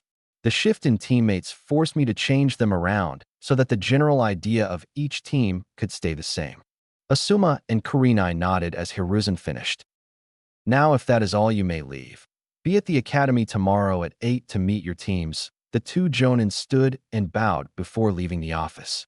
Hiruzen sighed and looked up at the clock on his wall. Since he had not said it was important, he knew Kakashi would be late. He was somewhat happy about that. He didn't want to have the discussion he was going to have in front of Kurenai and Asuma. He picked up his pipe and lighted, enjoying the tobacco. 3 hours had passed since he had called for the meeting when Hiruzen noticed a presence of chakra gathering. Soon Kakashi appeared in the office. Since he had left the ANBU, he had changed in appearance. He was a fair-skinned, fit, and relatively tall shinobi. He has spiky gray hair and has dark-colored eyes. His left eye has a vertical scar running over it and wore the standard attire of the forces, and he began wearing shorter metal-plated gloves. He also wore his forehead protector on a simple blue band, tilted to the left to cover his eye, and a mask which obscures the lower half of his face. Sorry I am late, Hokage-sama, but I ran into an old lady carrying groceries and had to help her pick them up, Kakashi spoke as he continued to look down at the small orange book in his hands. Yes, well, here is the team information for you. He pushed the paper to the edge of the desk as Kakashi grabbed it. Be at the academy at 8 to meet your team. Kakashi nodded and turned to leave only to stop at the door. While the ANBU guards hadn't seen it, Hiruzen had noticed Kakashi glance at the paper. He snapped his book shut and turned back to the Hokage. Sir, may I speak with you in private? An angry edge was on his voice, and the ANBU grew tense, wondering what caused the sudden anger. ANBU, you may wait outside. Make sure we are not disturbed except for an emergency. The two men dashed outside and closed the door quickly. Hiruzen reached under his desk and activated a privacy seal so they would not be disturbed. You may speak now, Kakashi. No one can hear us. What the hell is this? He held up the paper. You told me I could have both Naruto and Sasuke on my team, but I only have Sasuke. He was too angry to worry about formalites, and Hiruzen overlooked it. Sasuke and Naruto were almost tied for first place. Putting them on a team together would show favoritism to the clan children, and I am not going to do that. If one of them had not been the best male student, I would have given you both, but I will not change a tradition created by my sensei to please you. Naruto is sensei's son. I owe it to him to train him to be the very best.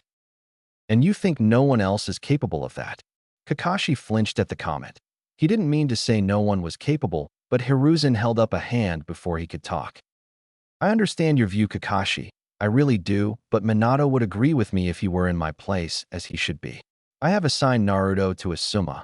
With his skills and blades, he will be able to teach Naruto more than you could.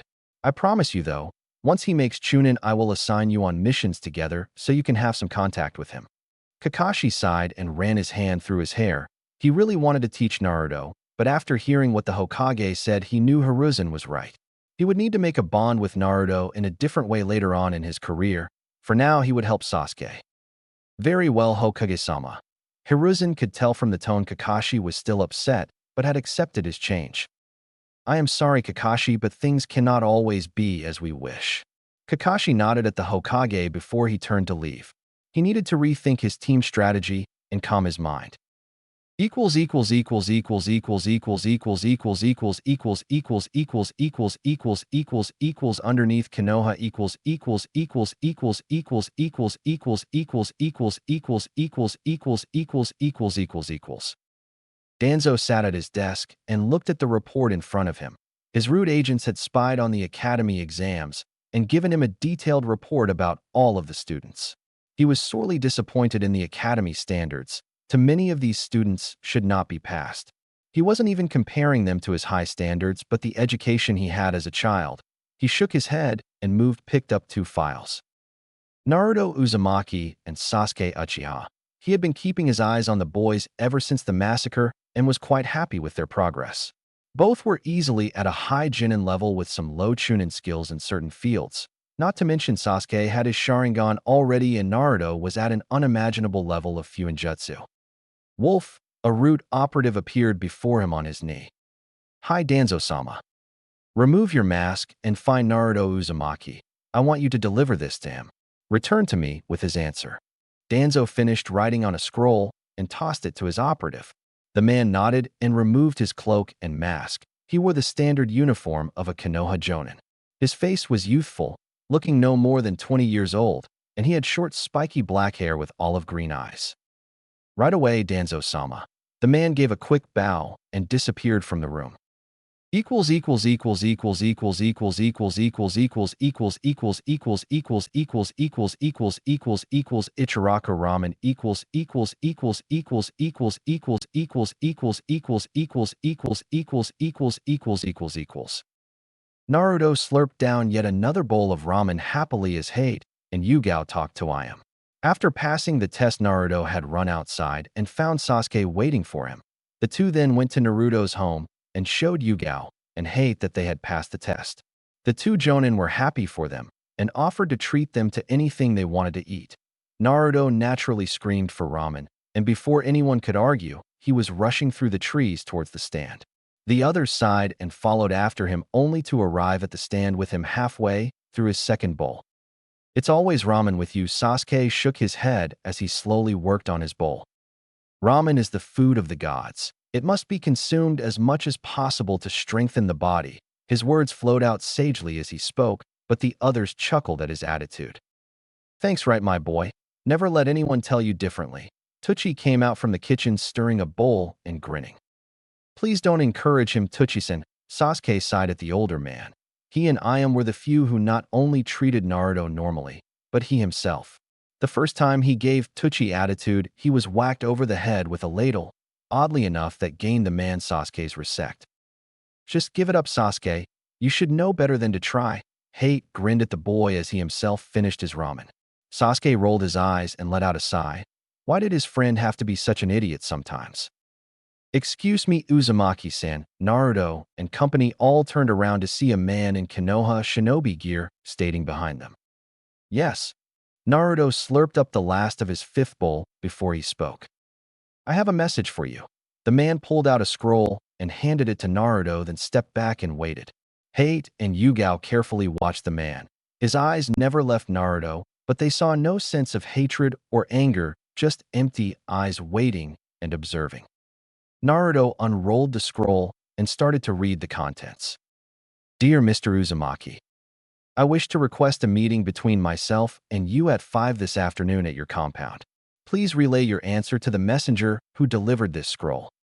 Sincerely, Danzo Shimura, Village Elder." Sasuke looked over Naruto's shoulder and cocked an eyebrow at the scroll, wondering what one of the village elders wanted with Naruto. "Please tell Danzo-san that I will be waiting for him." Heir and Yugao's eyebrows rose when Naruto mentioned Danzo's name, but the messenger nodded and disappeared in a swirl of leaves. "Naruto, what did that message say?" Heir spoke with a worried and curious edge to his voice. He knew of Danzo and was worried what he wanted Naruto for.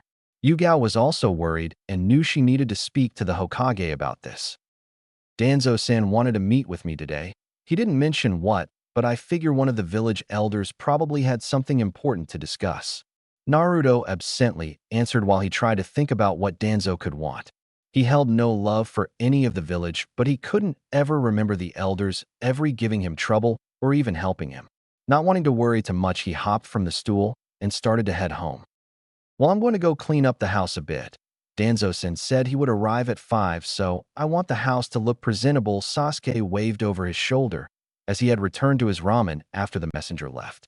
Yugao and Hate waved, but after Naruto left, the two stood and headed out towards the tower to inform the Hokage. Equals equals equals equals equals equals equals equals equals equals equals equals equals equals equals equals Hokage office equals equals equals equals equals equals equals equals equals equals equals equals equals equals equals equals equals equals equals. Hiruzen sat at his desk enjoying a rare moment of peace when a knock came at his door.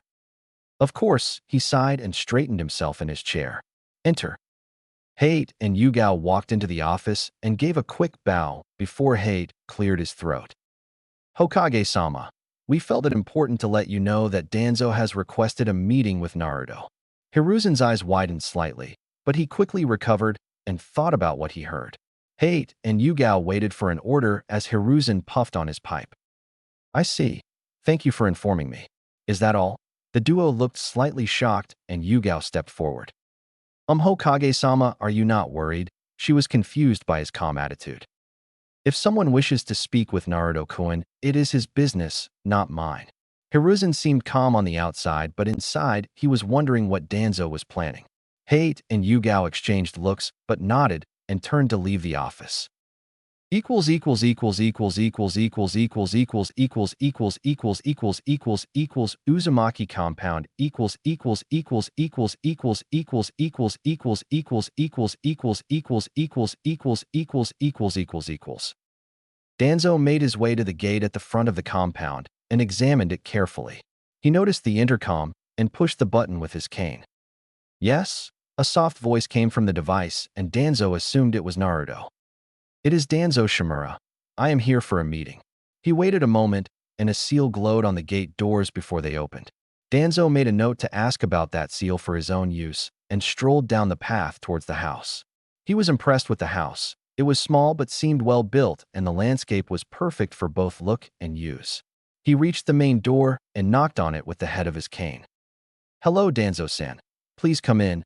Naruto opened the door and gestured for Danzo to enter.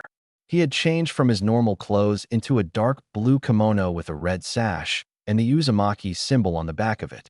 Danzo nodded and walked into the room and looked around at the light decor Naruto had. "Please follow me to the study. I feel it will be more appropriate for our meeting." Danzo nodded and followed the boy down the hall to a pair of sliding doors. Opening it, it revealed a library with multiple bookcases full of scrolls. A large oak desk sat at the end of the room with the Uzumaki symbol carved in it. 2 leather chairs sat in front of the desk. "Please have a seat, Danzo-san. Would you like anything?" Naruto walked around the desk and sat as he spoke. Danzo shook his head and took a seat. "No, I am fine." He relaxed in the chair and placed his cane across his lap. "I am sure you are curious as to why I am here." Naruto studied the man and nodded his head. "I have come for different reasons, but the first of which is to hear your opinion of the village. We both know of how you were treated because of the QB, and I am curious as to how you see our village." "Why now?" "I learned of that years ago." Danzo nodded, but never let his eye leave Naruto. "Yes, but until you became a shinobi, you posed little threat. Now if you harbor ill will to the village, you could cause problems." Danzo kept his voice calm, but Naruto understood his meaning. "I promise you, Danzo-san, I do not wish for any harm to befall Konoha and will protect it." Naruto leaned forward and placed his chin on his hands. "That being said, I could care less about any of the civilians or their problems in the village." Danzo studied Naruto for a few moments. He could see that Naruto was sincere in his feelings. "I see. I cannot blame you, but I hope, with time, your feelings will change." He noticed Naruto roll his eyes, but continued on. "Another reason I have come here today is to offer my services." "What services?" Naruto asked with a confused look while Danzo chuckled. "As you know, I am one of the village elders. As such, I have some pull not just with the Shinobi Council, but also the civilian side. If you ever need any help with either, I would like you to know I am willing to help." "What's in it for you?" Naruto may only be a teenager, but he was aware nothing was that easy, especially in a hidden village. Danzo smirked, started to rub his bad arm. During the Second Shinobi War, I was the leader of a strike force sent to deal with a resupply depot. I lead a platoon of 30 Konoha shinobi out and split them into 2 teams. After destroying the depot, we went to meet up with the other team, but were ambushed by a group of IWA shinobi. We fought bravely, but soon everyone but myself was dead, and I had lost use of my right arm. Danzo looked down at his arm, then back to Naruto. I would have died that day had one kunoichi not arrived to slay the remaining men and rush me to a medic. Who was it? Naruto was lost in the story and hadn't realized he was leaning forward on the desk. Your mother, Kushina Uzumaki. Naruto slipped on the desk and looked at Danzo with wide eyes. Yes, I never did repay your mother, so I offer my services to you. Naruto stared at Danzo a long time before he finally spoke. Thank you for the offer, Danzo-san. If I need help, I will be sure to come to you. Danzo nodded and stood from his seat. Thank you for meeting with me today. I hope you enjoy your team and wish you good luck. Naruto stood and walked Danzo to the door before wishing him a good day. Danzo made his way out of the compound, smiling in his head. Everything he told Naruto was true and would help him get the boy on his side in the future.